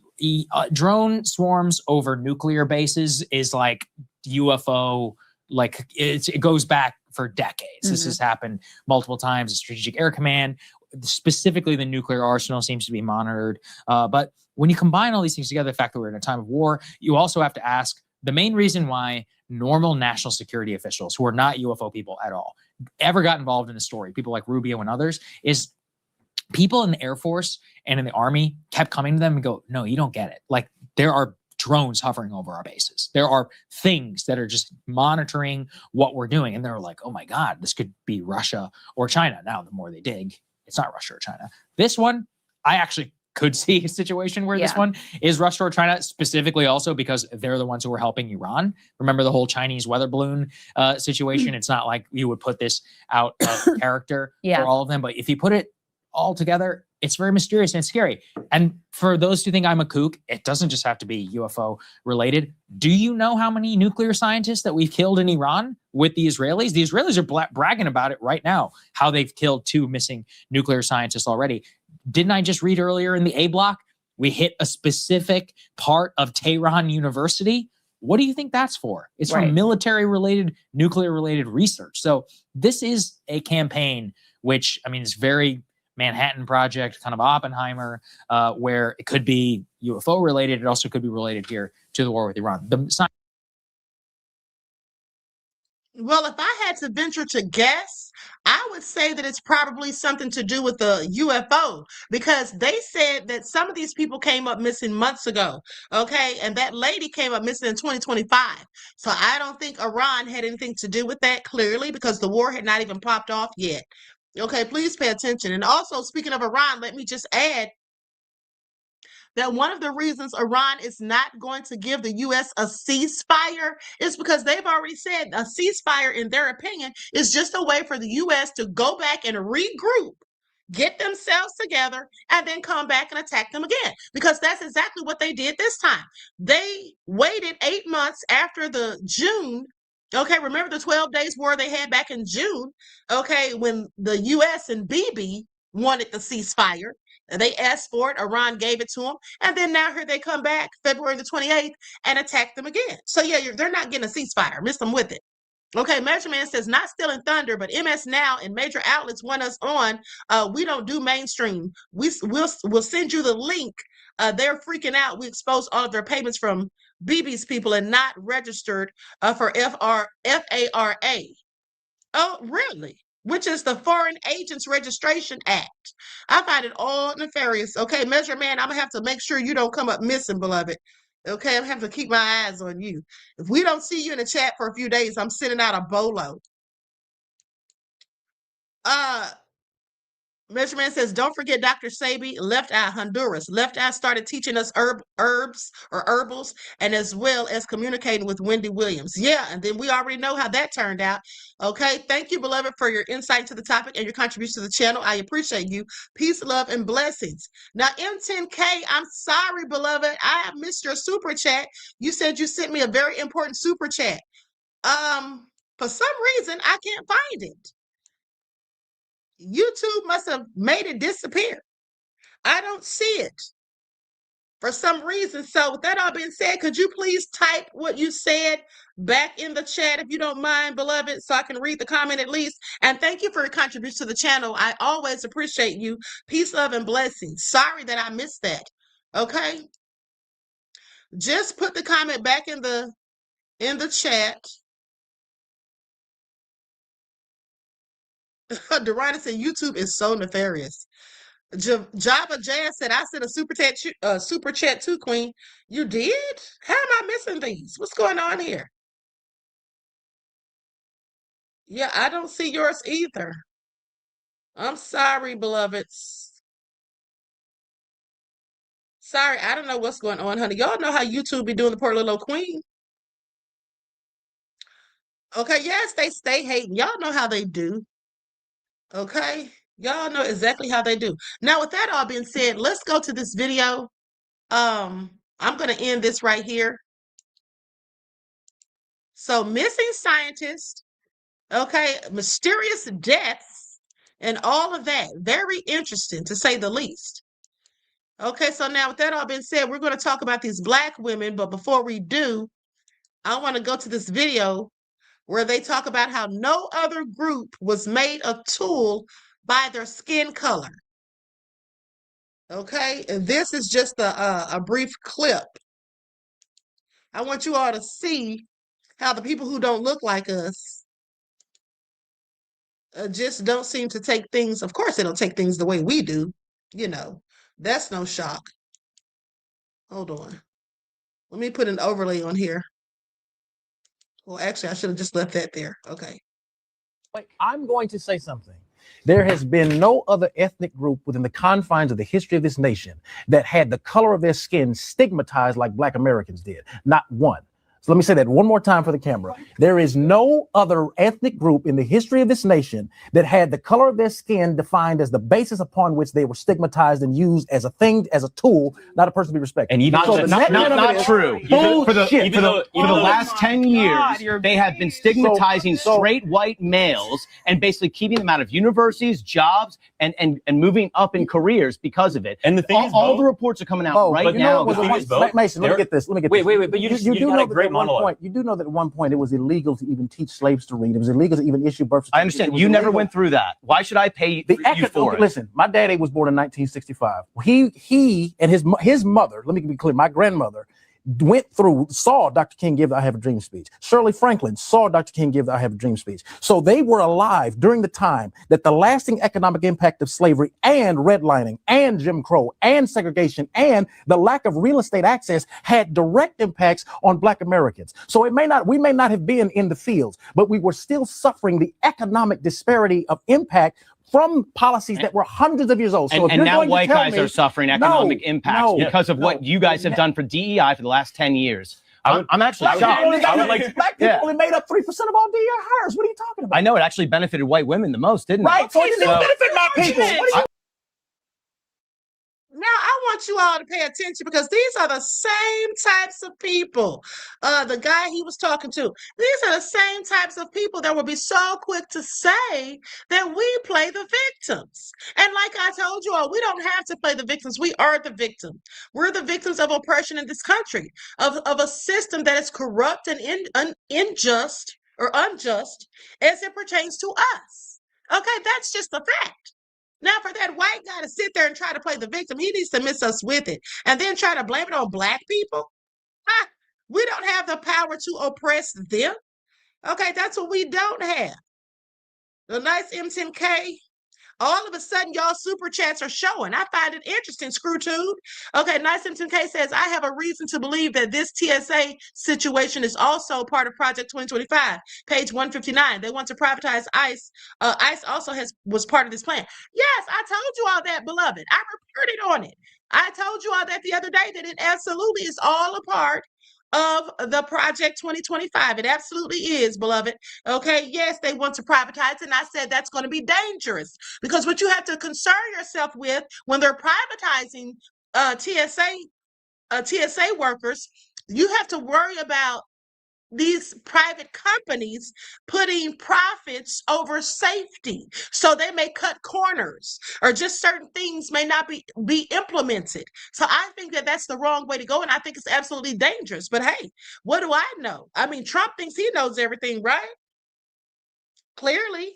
Okay, so yeah, that's exactly what the devils are doing. This is all a part of the grand scheme of things. And like I told you all also, plenty of the things that they have in Project 2025 are absolutely being implemented right now. For example, I told you all also that they had it in there that they would target these journalists.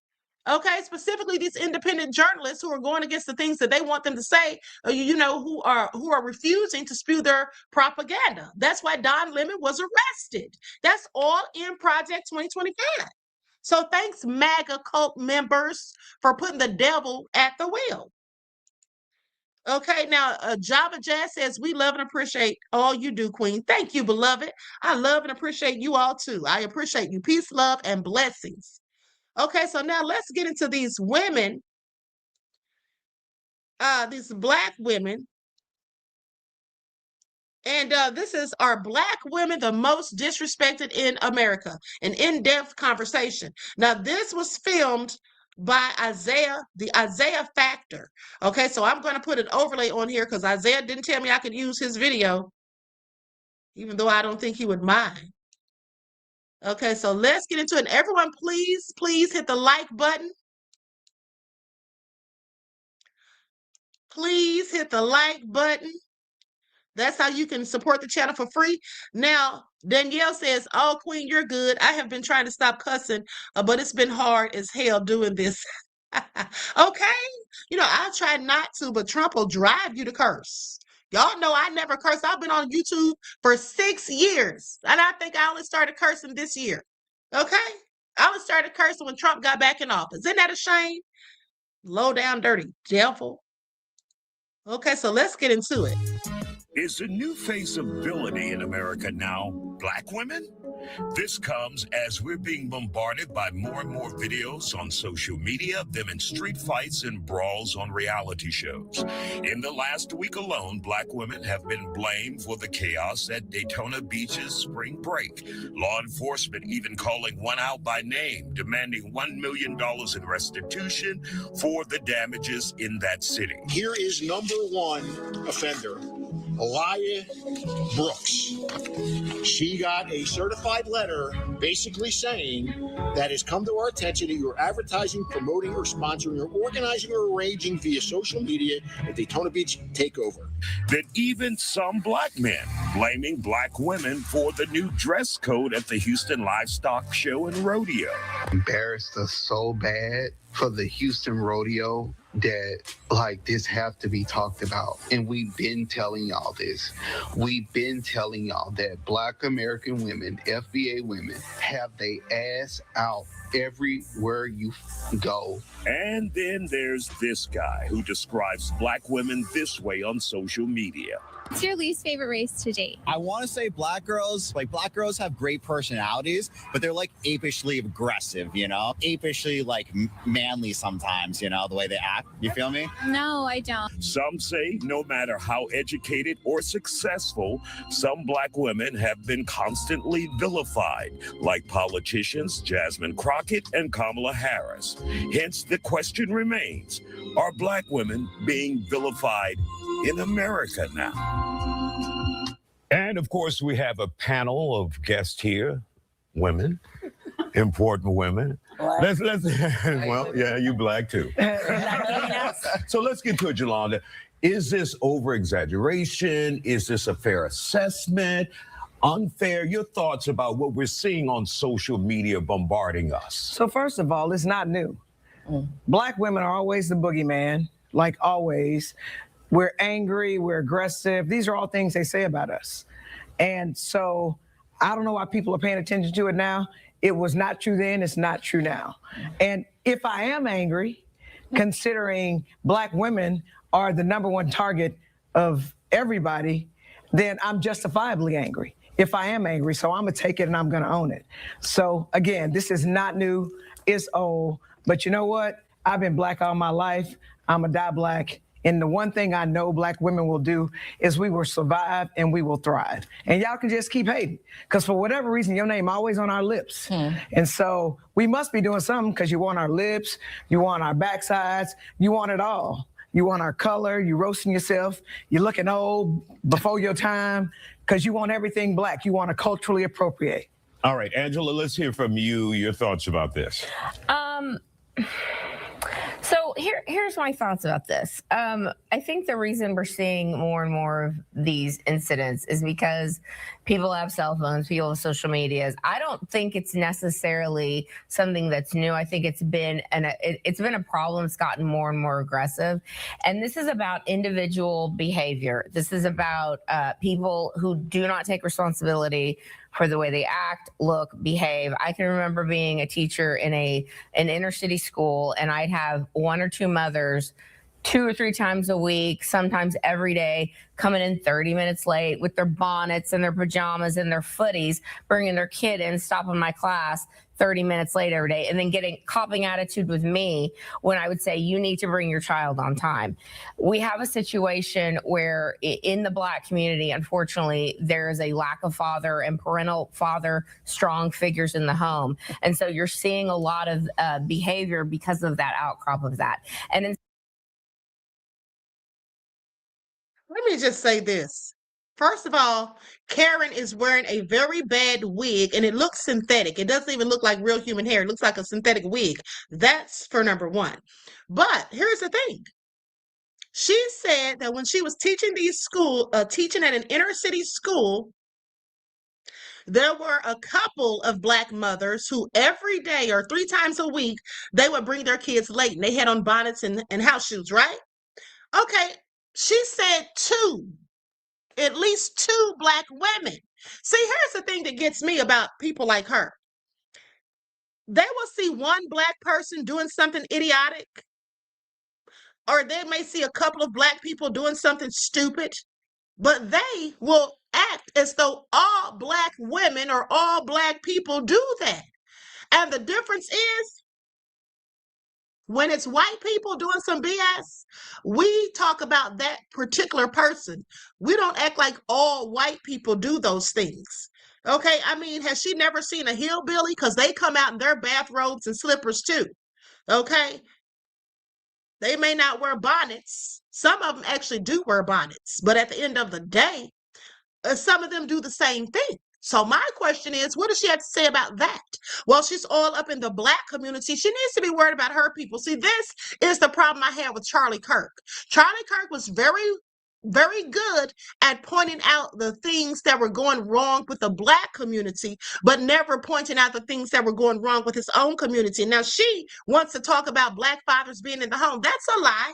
That's a lie. Most Black fathers are, in fact, in the home. Most Black fathers, in fact, according to research and studies, do I need to pull up the receipts because I can, shows that Black fathers, more so than other fathers, spend time and quality time with their children. That's a negative stereotype and a lie that they have perpetuated upon the Black community, and they continue to do so. Also, I think it's important to note that while she's acting as though this behavior comes from the father not being in the home, and maybe some of it does, but I will say this, what does that say about white men then? Because there are these mass shooters, these serial killers who have both parents in the home.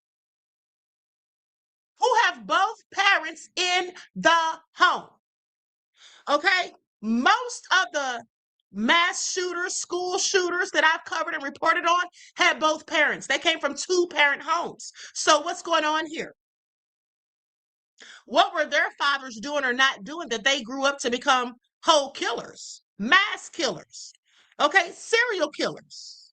Okay, please make it all make sense. You all remember the video I showed you maybe a few months back where the guy had killed a homeless man and chopped off his head and hands, and his mother found it in his bedroom, and her and the father called the police?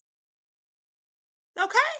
So I'm sorry. They don't really have room to talk, is all I'm saying. You see, it's real easy to sit there and point the finger of blame and shame at Black people because the world already demonizes us. The world has already vilified us. And so it's easy. And people like her who look like her with the blonde hair and the blue eyes or whatever, they can do all sorts of nefarious things. They can act ghetto as hell. They can be loud and vulgar. They can walk around with their butt cheeks out. They can do all of that, and they will get praised for it. People will say they're keeping it real. People will say, oh, they can come to the cookout. Even our own people will praise them for doing it, but then turn up their nose at Black women. Now, I'm not making excuses because some of the stuff that I see some Black women doing is absolutely ghetto and hood rat-ish, in my opinion, stuff that I would never do. Okay, such as coming out of the house in a bonnet and pajamas and house shoes. That's just tacky. Okay, that's just tacky. But that's not a representation of all Black women. That is not indicative of Black women as a collective. Because most Black women do not carry themselves that way. So stop trying to regulate or, trying to relegate all of the things that a few people do to all of us.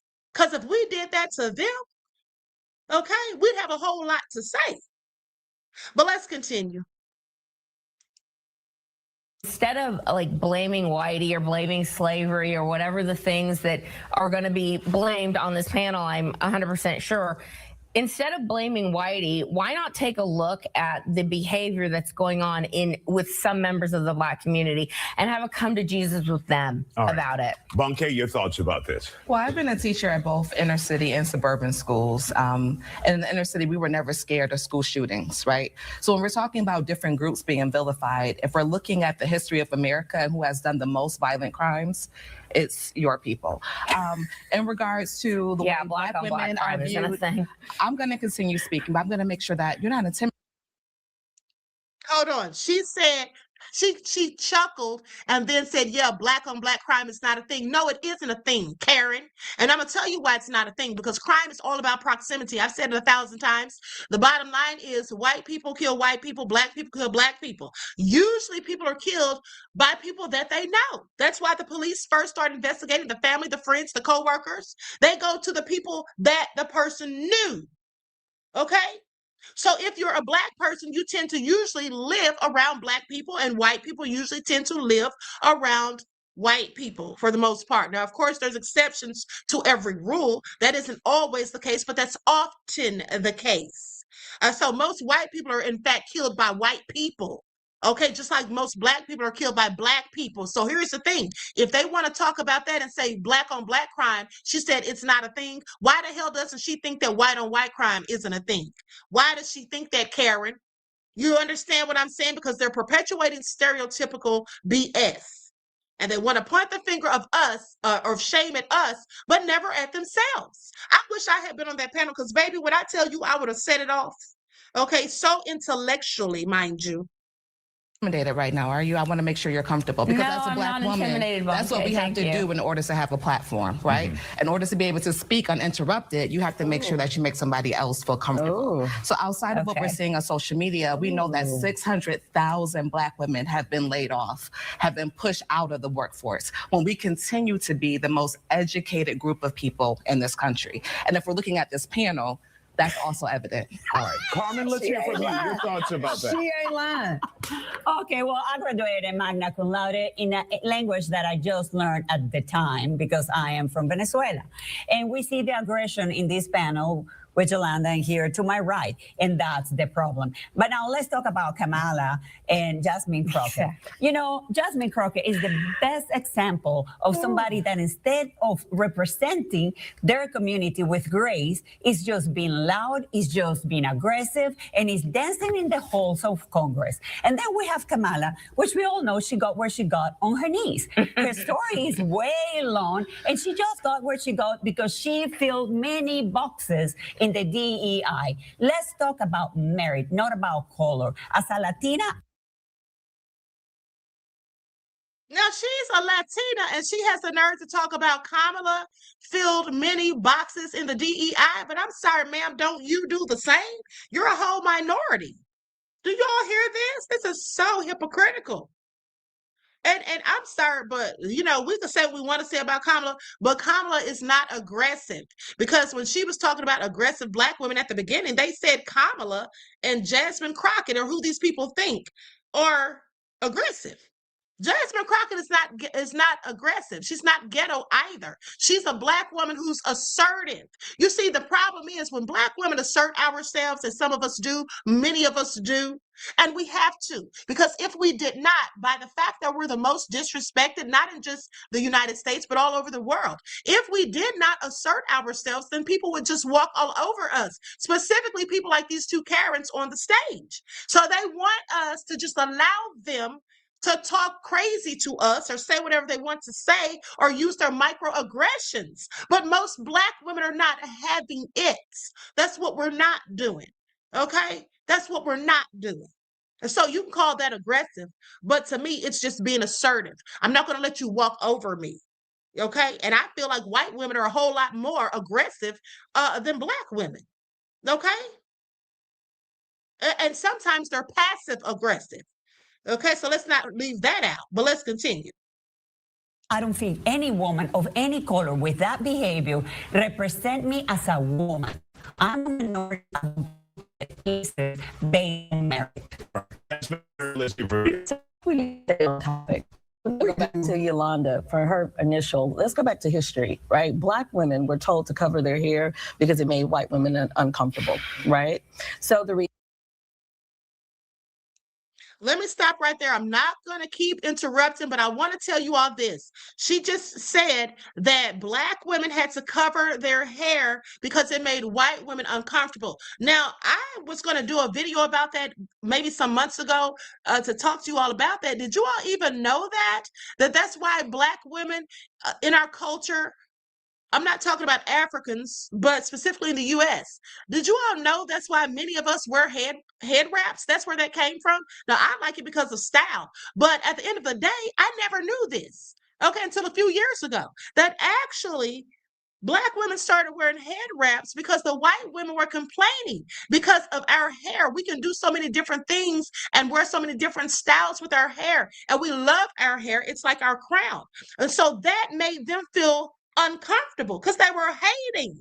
And so they made it a law that Black women had to cover their hair. Isn't that something? Okay, but she has the nerve to talk. Let's continue.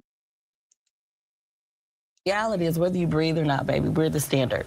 And that's what it is. The beginning and the end starts with the Black woman. So regardless, whether you want to admit it or not, I think for the both of you, you stay on topic because what you just spoke about had nothing to do with what we're talking about. Absolutely good. So we're going to go back. Stop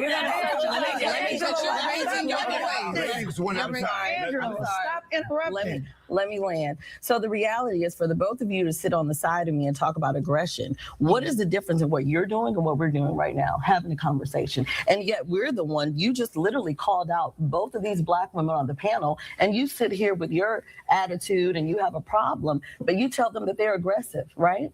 Well, I have a long story with Yolanda. So we talk about it. She mad because I whooped her in the congressional race. So the Black women, you were very let me finish, please. And I've graduated magna cum laude. Aggressive. Let's normal. Thank you so much. So as a Black woman, we're going to talk about history and we're going to talk about facts. So the moment that you realize that Black women are the a standard and who we are and what we provide into this world and to what we give to America in general, then you need to understand that. And so the reality is everyone gaslight us and tell us who we are and, oh, you're so aggressive. No, we're not. But when you sit here, you jump behind a microphone and you're yelling and screaming and giving your attitude and what you do, it's okay, it's acceptable. Hang on a minute. Wait a minute, and you're the same person. Let me finish. And you're the same person talk about calling Jasmine Crockett Miss Ratchet. She's Representative Ratchet. So the reality is when you sit here, we're right here, you're considered as being applauded for what you do, right? But the minute a Black woman has an opinion and we have something to say, it has nothing to do with having an opinion. All It right. has to do We'll with be right back, and we'll let them continue this conversation in just a moment. Stay with us here on The Factor Uncensored, and later we'll hear from the men. Stay with us. Okay. Welcome back. It's a big question tonight. Are Black women being vilified in America? Let's get... Baby, let me tell you something. Those two unseasoned hens sitting up there, they're hating on the Black women. That's just all it is. They're just haters, okay? They're sitting up there like that lady said in the beginning, the one with the low haircut. She said that they want our style. They want to look like us. They go get their lips done. They roast in the sun trying to get darker. Okay, they go get their butts done and all of that. Injections in your lips, baby. We are the standard. You can say whatever you want, but the bottom line is y'all are just jealous. Y'all are just hating. And they've always hated on Black women since slavery, when their husbands, who were the slave owners, would sneak out to the back and to be sleeping with the slaves. Okay? Please pay attention. They had to even do something about the fact that these white women back during slavery would kill the Black children, because these Black children, some of them were biracial, okay, because their husbands was going out there procreating with the slaves. And so they'd get so angry, they beat the children to death. And so they had to get laws for them to stop doing that. I want y'all to pay attention. Now, these people are something else. At the end of the day, it's all about hate and envy. That's what it's given. Back to our guest. So if this is a problem that we've constantly seen over the years, over decades, how do we address it? Hold on. Before I let them finish, let me give you all some statistics. Okay, so let's talk about it. Let's talk about it. Here we go. Okay, so the first thing I asked ChatGPT, hold on, matter of fact, let me just, I'm not going to share it on the screen because I don't want to take that off and put it back up. Okay, but so let me just tell you all, first thing I asked ChatGPT, who is the most likely, or who has the most cases of murdering their spouses in the U.S., white women or Black women? So in recent U.S. data on women killed by intimate partners, 49% were white women, 30% were Black women. Okay? And then I asked, hold on, I'm scrolling down. What is the percentage of fathers or Black fathers in the home with their children? Okay, so they say 54% to 67% have no father in the home. That means roughly 33% to 46% of Black children do live with their father. Okay, so the highest they have is 46%. Now, with that all being said, when asked about the white fathers, it says, hold on. Okay, it says, according to U.S. Census data and Pew Research, roughly 70 to 75% of white children live in the home with their father. So that means 25 to 30% of the white children do not live with their father. Okay, so they're higher in that, which is to be expected, or which I already knew. Now, with that being said, what percentage of school shooters are white? 70%. What percent are Black? 15 to 20%. And then they included Hispanic and Latino, 10 to 15%, Asian and other races, 5%. But 70% of school shooters are white, and they have fathers in the home. Okay? They have fathers in the home. So I'm just saying, hold on, but one more thing I asked. Okay, now as it pertains, because she wanted to bring up black on black crime. She said black on black crime is not a thing. Okay, so here's the thing. When you go to the statistics, and this is from the FBI Uniform Crime Reports, okay, and CDC data, most homicides in the U.S.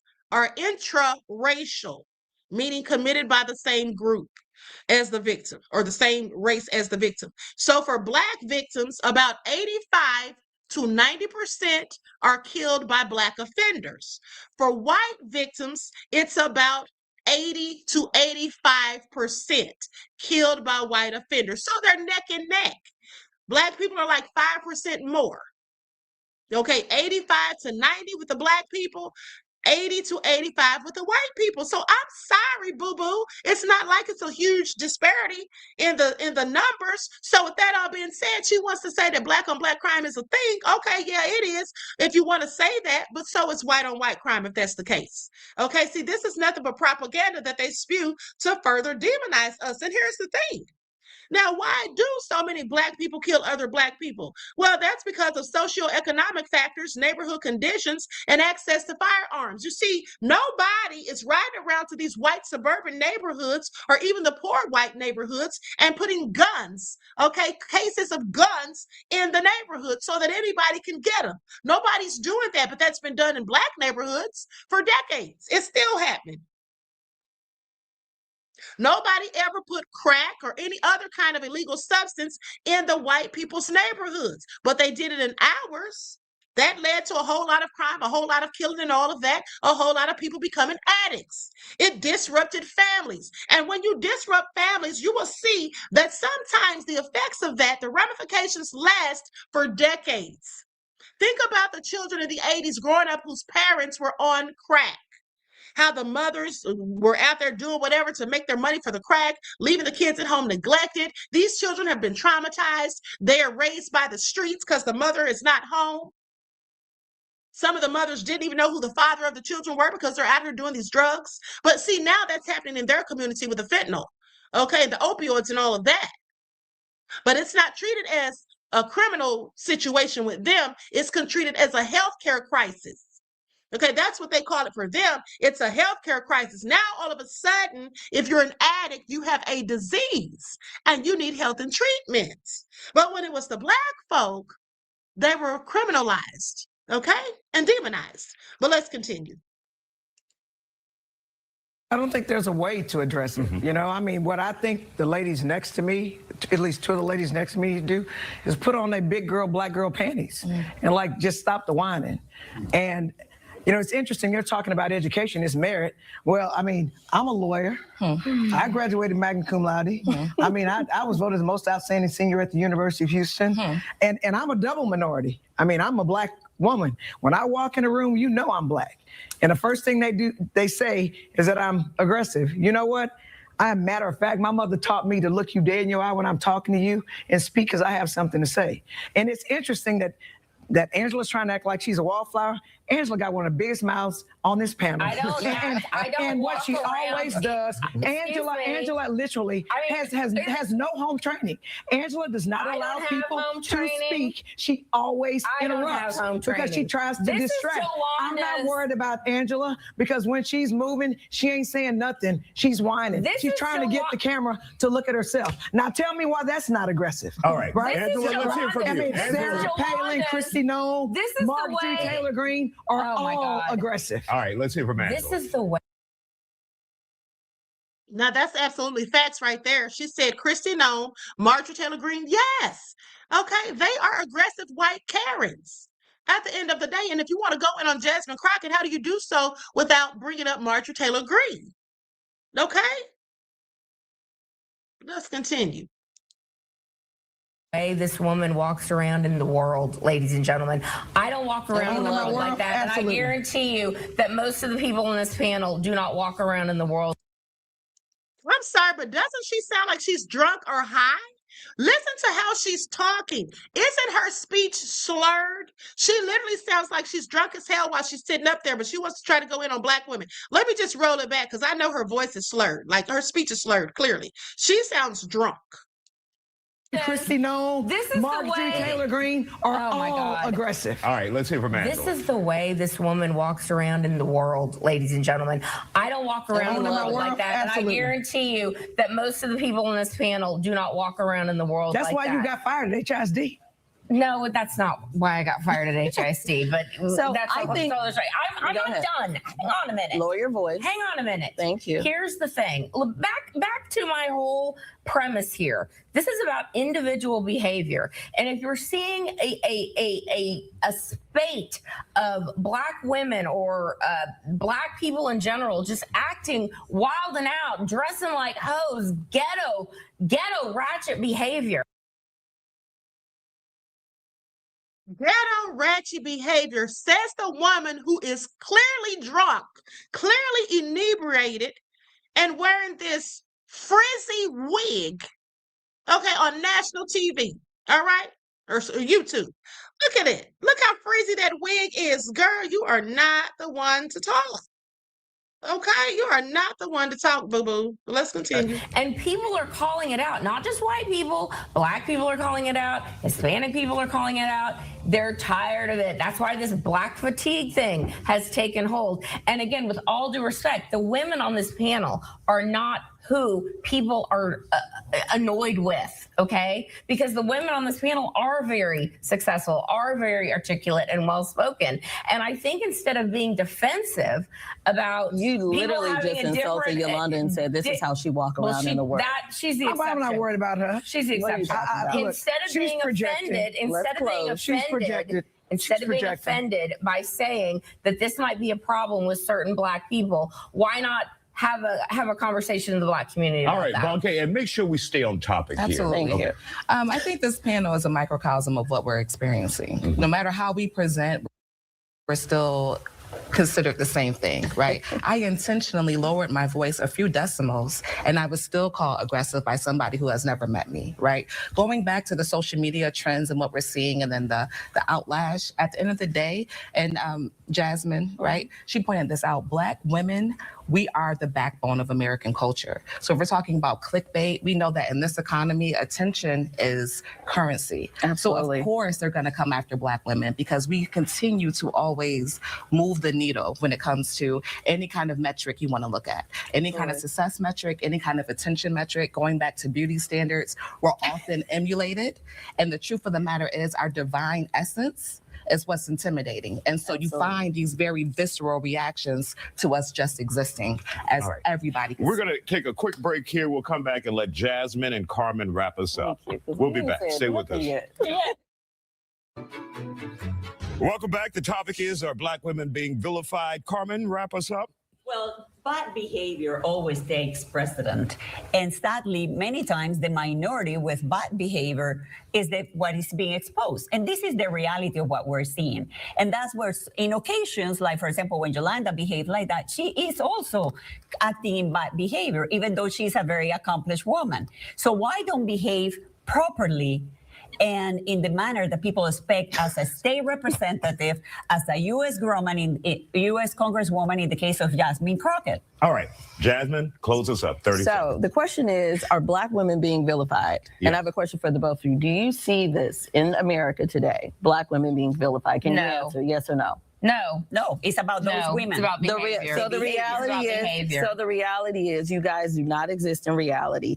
And honestly, furthermore, it's actually shameful because you sit here and you don't see the racist things that you do right now. You don't see it, and you literally, whether you're joking off camera, on camera, whatever, you don't see what you project out regarding Black women.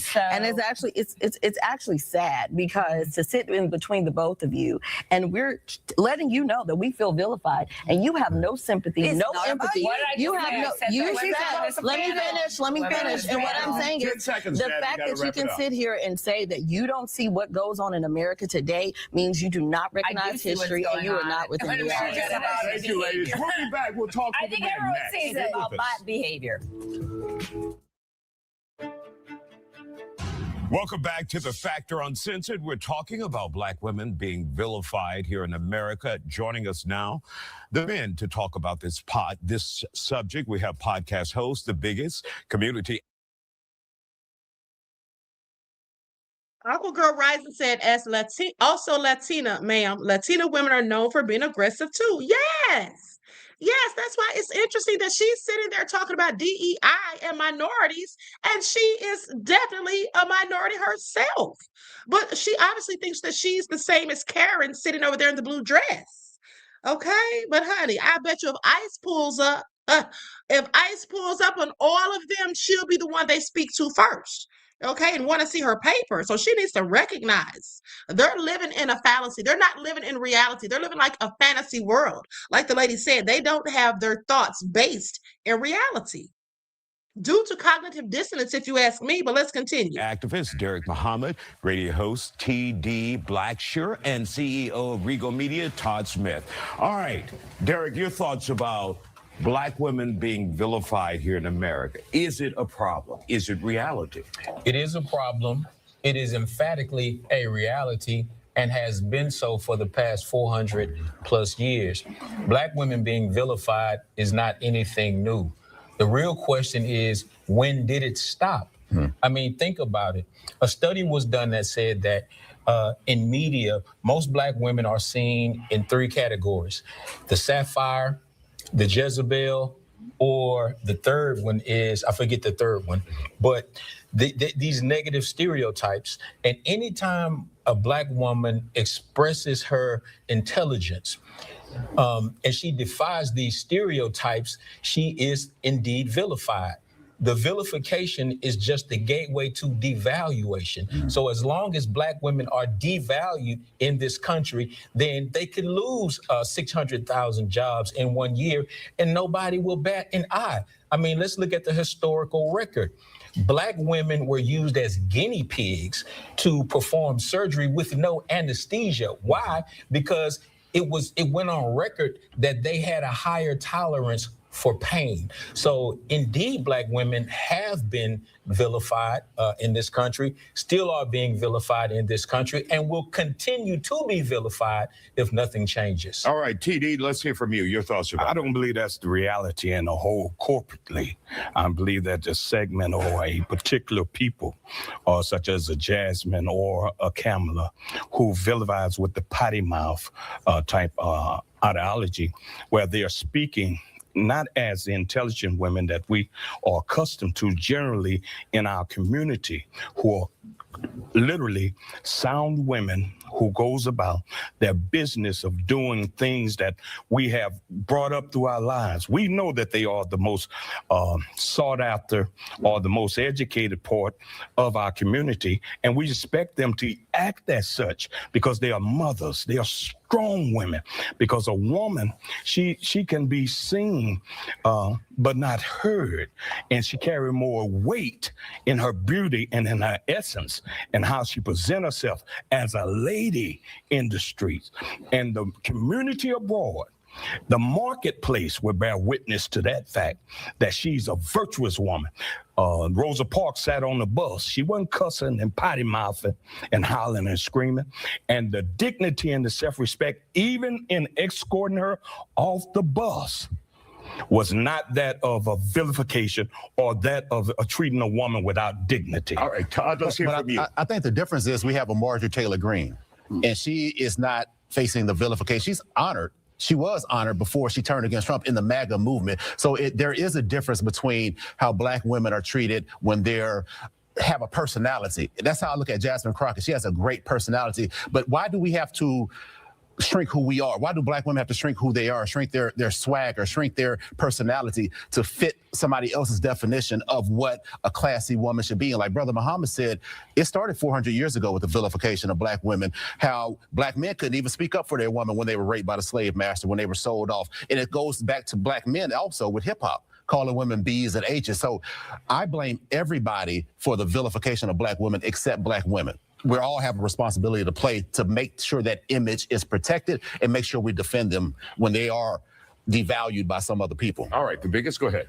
Well, I want to start off by saying I love Black women. So let's start with saying that. But I do think that they are vilified, but I think they have reason to be angry. They have reason to speak their mind. I believe a lot of times they move with a lot more masculine energy because they're in defense mode all the time. They've been scarred, they've been taken advantage of, and I believe that's why it gives.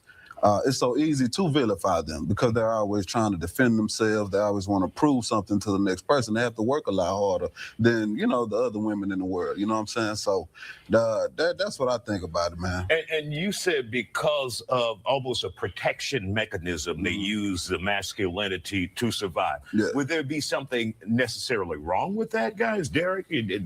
Well, I don't think that there's anything wrong with that. The problem with the vilification, I think it starts with the double standards. I have a problem with, I was raised by strong Black women who had very strong personalities. This did not make them angry Black women. The problem is when you see a white woman act out of character, her behavior is not generalized and attributed to all white women. If you see a Black couple of Black sisters and they fighting at the beach or whatever, why are we having a conversation about Black women in general based upon the out of character behavior of a few? And that is where the double standard comes in. And that is why we have to stand up and defend Black women as a whole. And we have to separate the exception from the rule. The Black women that we saw on the panel that preceded ours, these were highly intelligent Black women. If you follow them around throughout their day, you think they fussing and fighting and being cantankerous all day long, they would not have been able to accomplish what they've accomplished. But catch them on the day when they're tired. Catch them on the day when they feel as if though they're human beings. They can't break through the glass ceiling and they have a right to be angry. All of a sudden, that moment becomes the standard for all Black women. That don't make no sense. We want Black women to be perfect. 10 seconds. We want Black women. And he said about the masculine energy. A lot of times Black women had to be masculine. They had to be the father because the slave masters stole the father away. They had to be the father because you couldn't have a father in the home and get welfare. So a lot of them, they had to be that masculine. They had to have that masculine energy. So we shouldn't blame them. We should praise them. And white women have masculine energy too. Amen. All right. There you have it. Thank you. Never, ever sue the driver who crashed into you after a car accident. There's a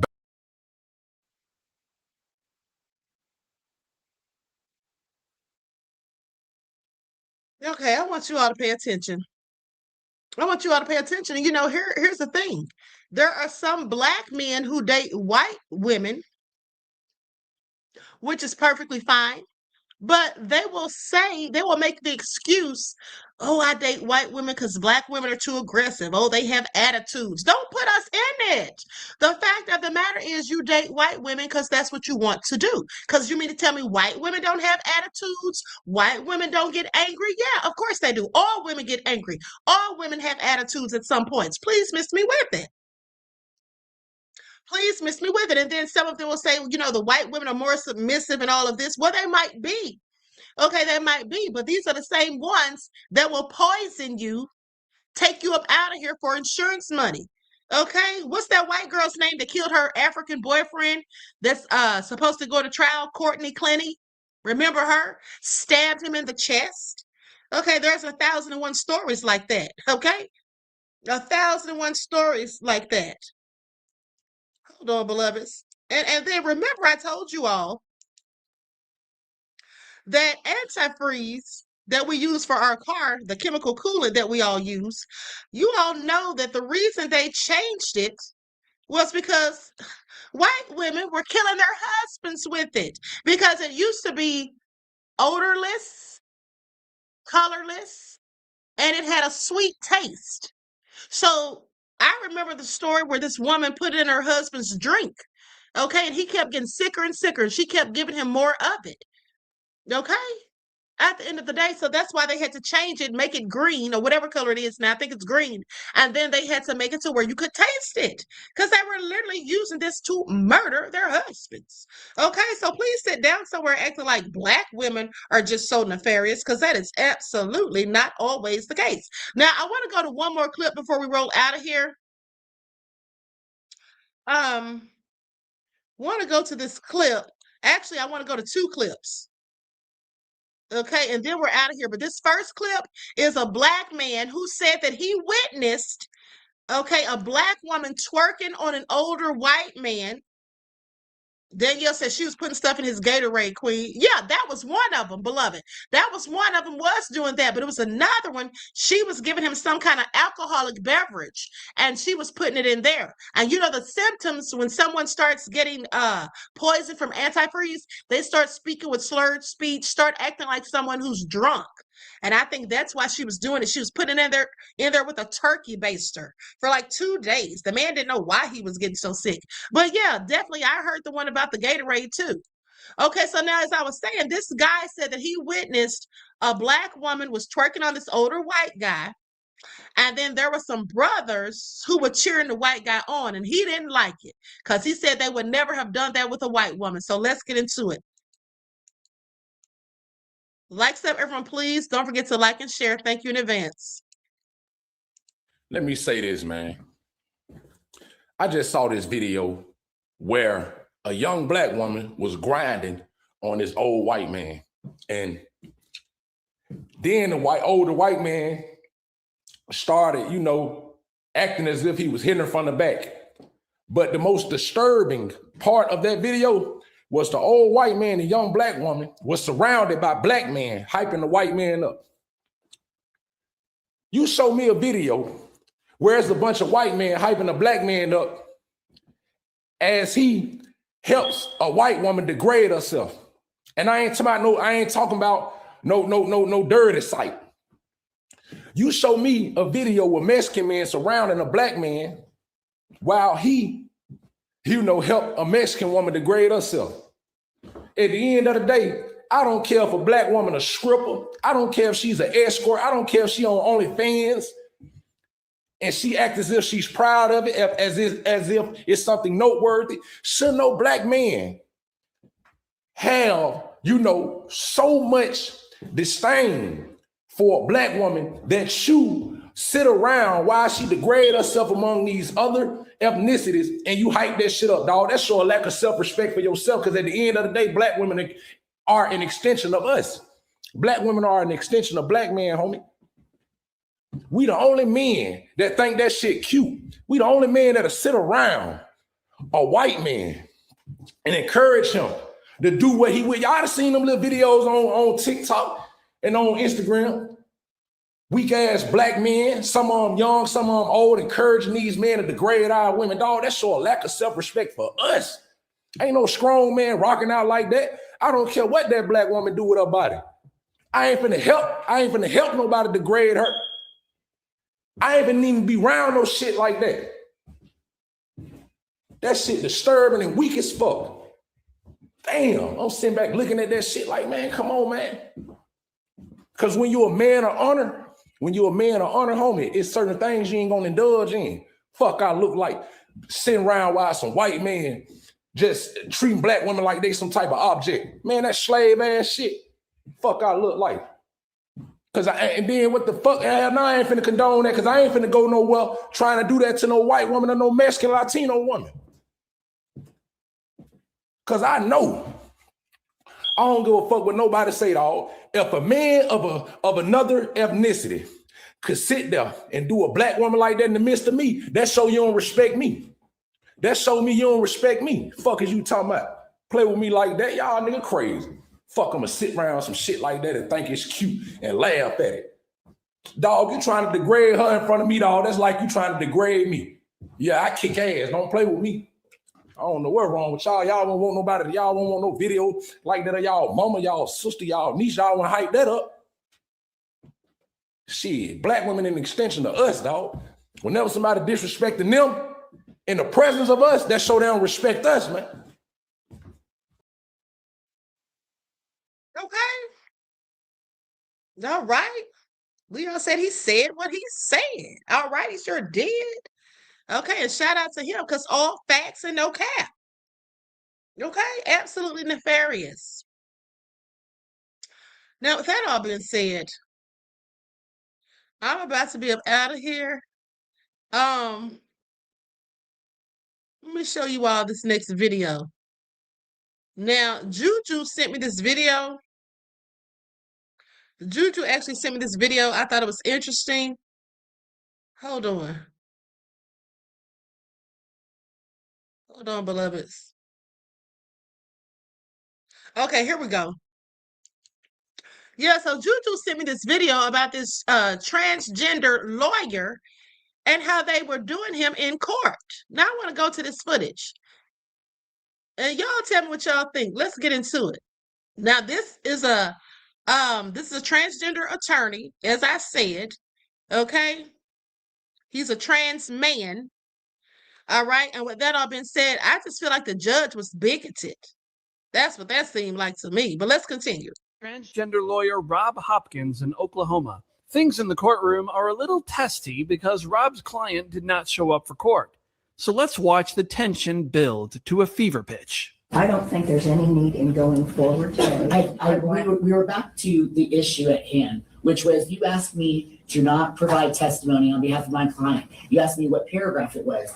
I pointed you to the exact paragraph. Stop. It's her education. Stop. Stop because you don't want to hear what the argument is. Stop.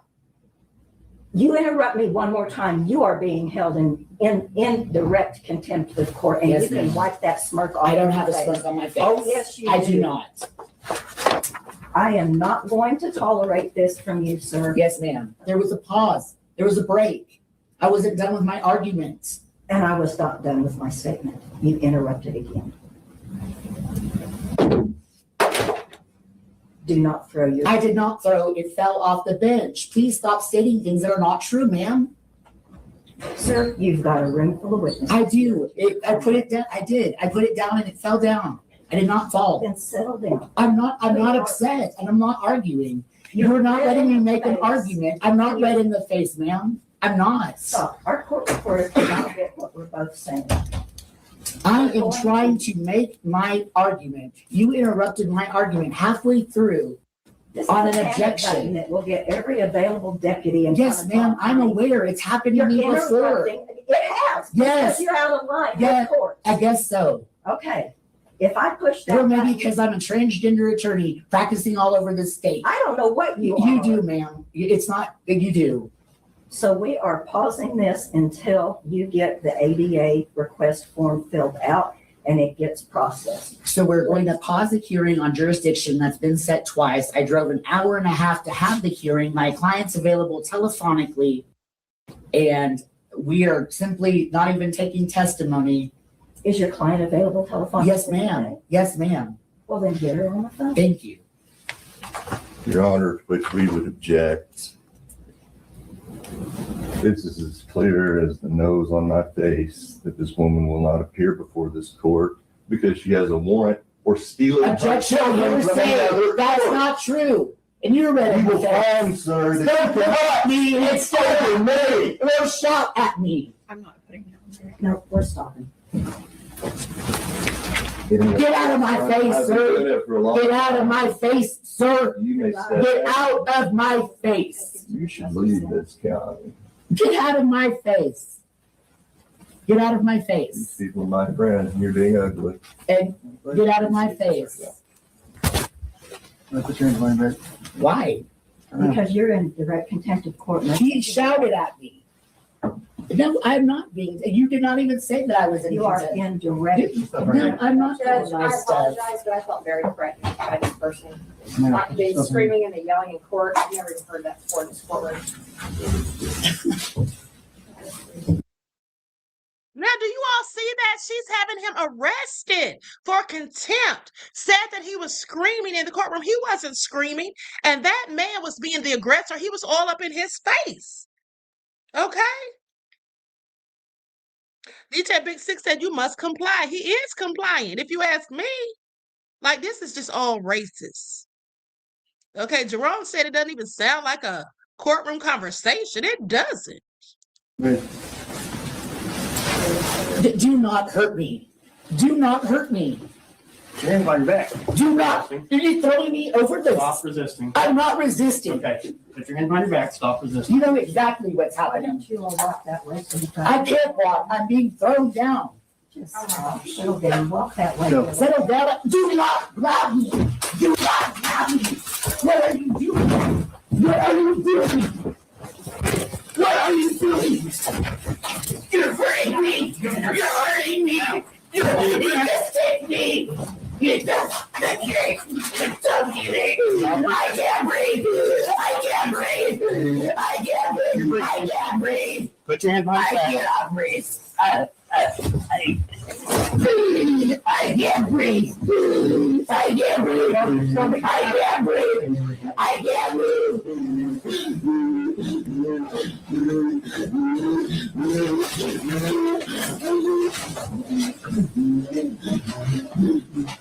Slow down.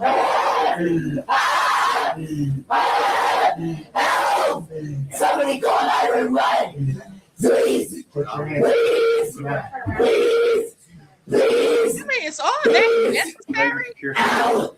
Ow! Ow! Ow! Ow! Ow! Ow! Ow!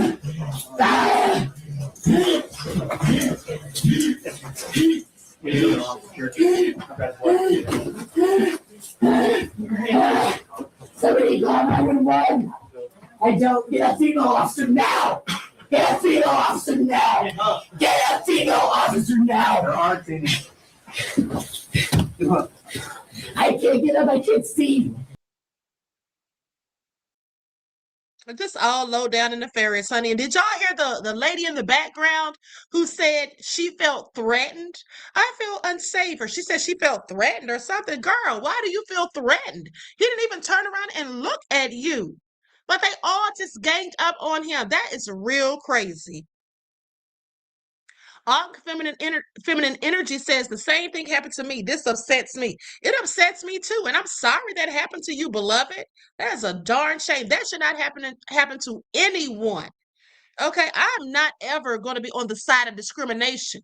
That is just not right. And if they treat him like that, how do you think they'll do a black person on the streets? Okay, please.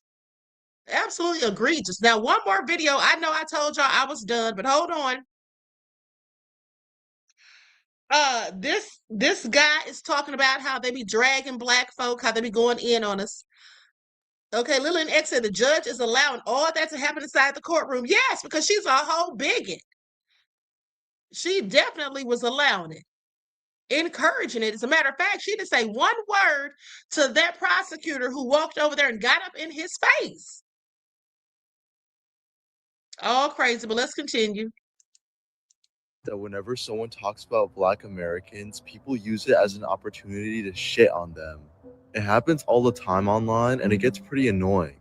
A random video can portray a Black American in a slightly negative light, and the whole comment section will turn into a Klan meeting.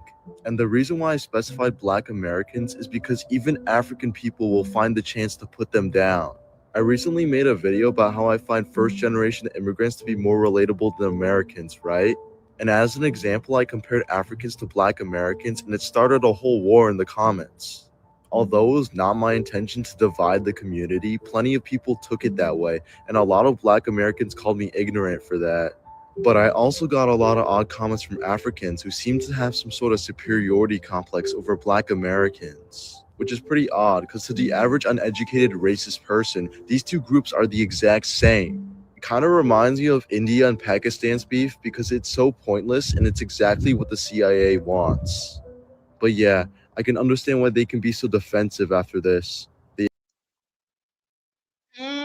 Let me tell you something. He's right. That is exactly what the CIA wants. Okay? That is exactly what the CIA wants. All right? They want Black people, Africans, and Trinidadians, all the Black, melanin-rich people. They want us all arguing and bickering amongst ourselves. And sadly, they're getting exactly what they want. Because a lot of these foreign Black people or Black-looking people don't like us. They think they're better than us. They have colonized minds. Not all of them, but clearly some. Okay? And then you notice how he said that if somebody says something about one Black person, then all of a sudden the comment section turns into a Klan meeting. Yes. And that's because racist white folk, they look for any opportunity to try to go in on us. And I want you all to pay attention because that's exactly what happened with the whole Drewski situation. Drewski did that skit about Erica Kirk. He did that skit about Erica Kirk, and then all hell broke loose, which was very interesting because at the end of the day, we have all seen white chicks. Okay, and all of those people going in on Drewski, they saw it too. Okay, but the bottom line is Erica Kirk coming out talking about she's going to sue Drewski when there's people all over TikTok making imitation videos of her. Okay, there's people all over the internet that have done, parodies of her, but they were white. So then when Drewski does it, oh, he's black. So yeah, let's just go in on him, sending him a cease and desist, talking about suing. Here's the thing. She could try to sue all she wants, but it's going to be a waste of time. Because for one, you have to prove 4 elements when you sue for defamation, libel, and slander. And I've told you all that before. You have to first prove that the person lied. You have to prove that the person shared the information about the lie with a third party or more.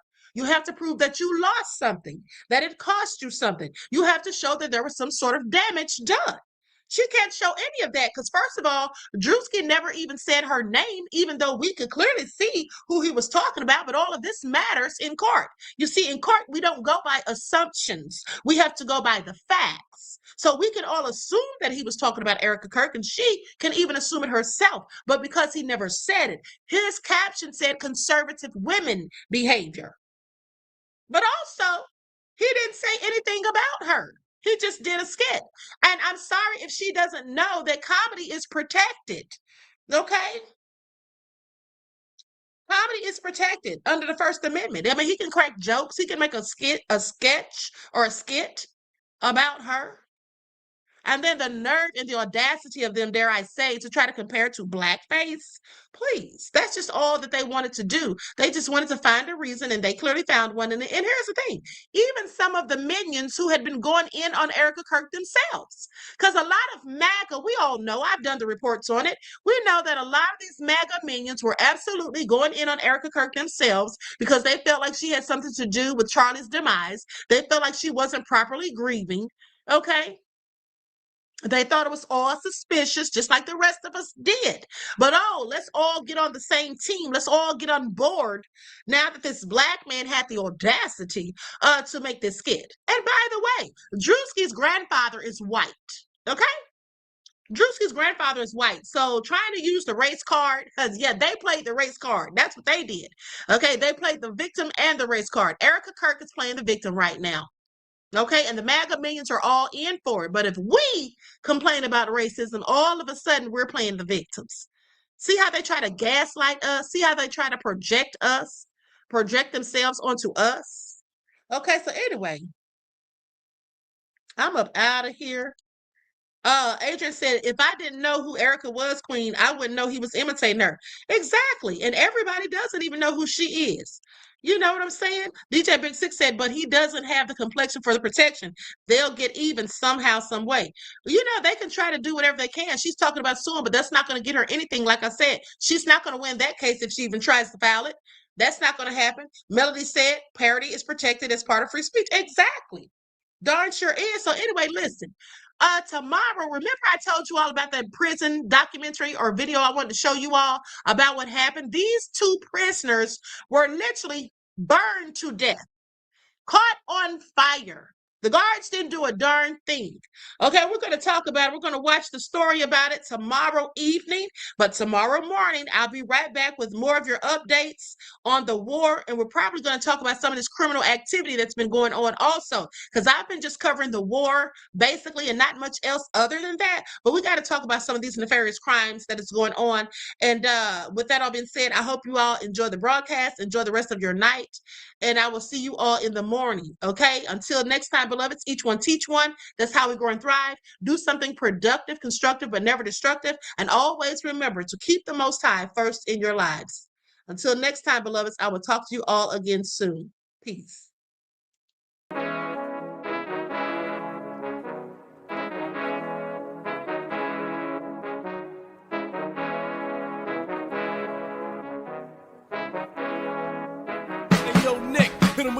Gold all in my skin, God all in my blood, kings all in my circle. You touch one of mine and you're done. They show no love for the queen. Why you hating on me?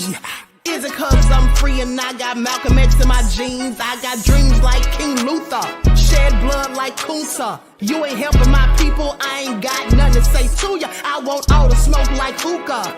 Talking reparations, America won't be great until they give us compensation. I'm like, I'm the hottest right now. See a bunch of lames out here trying to jock on my style. They be doing too much. I'm the queen, it's too easy. It's like they all at Popeyes, how they be talking so greasy. I just sit back and laugh while these haters get madder. So nefarious how they don't want my pockets with cheddar. I tell them they can do better.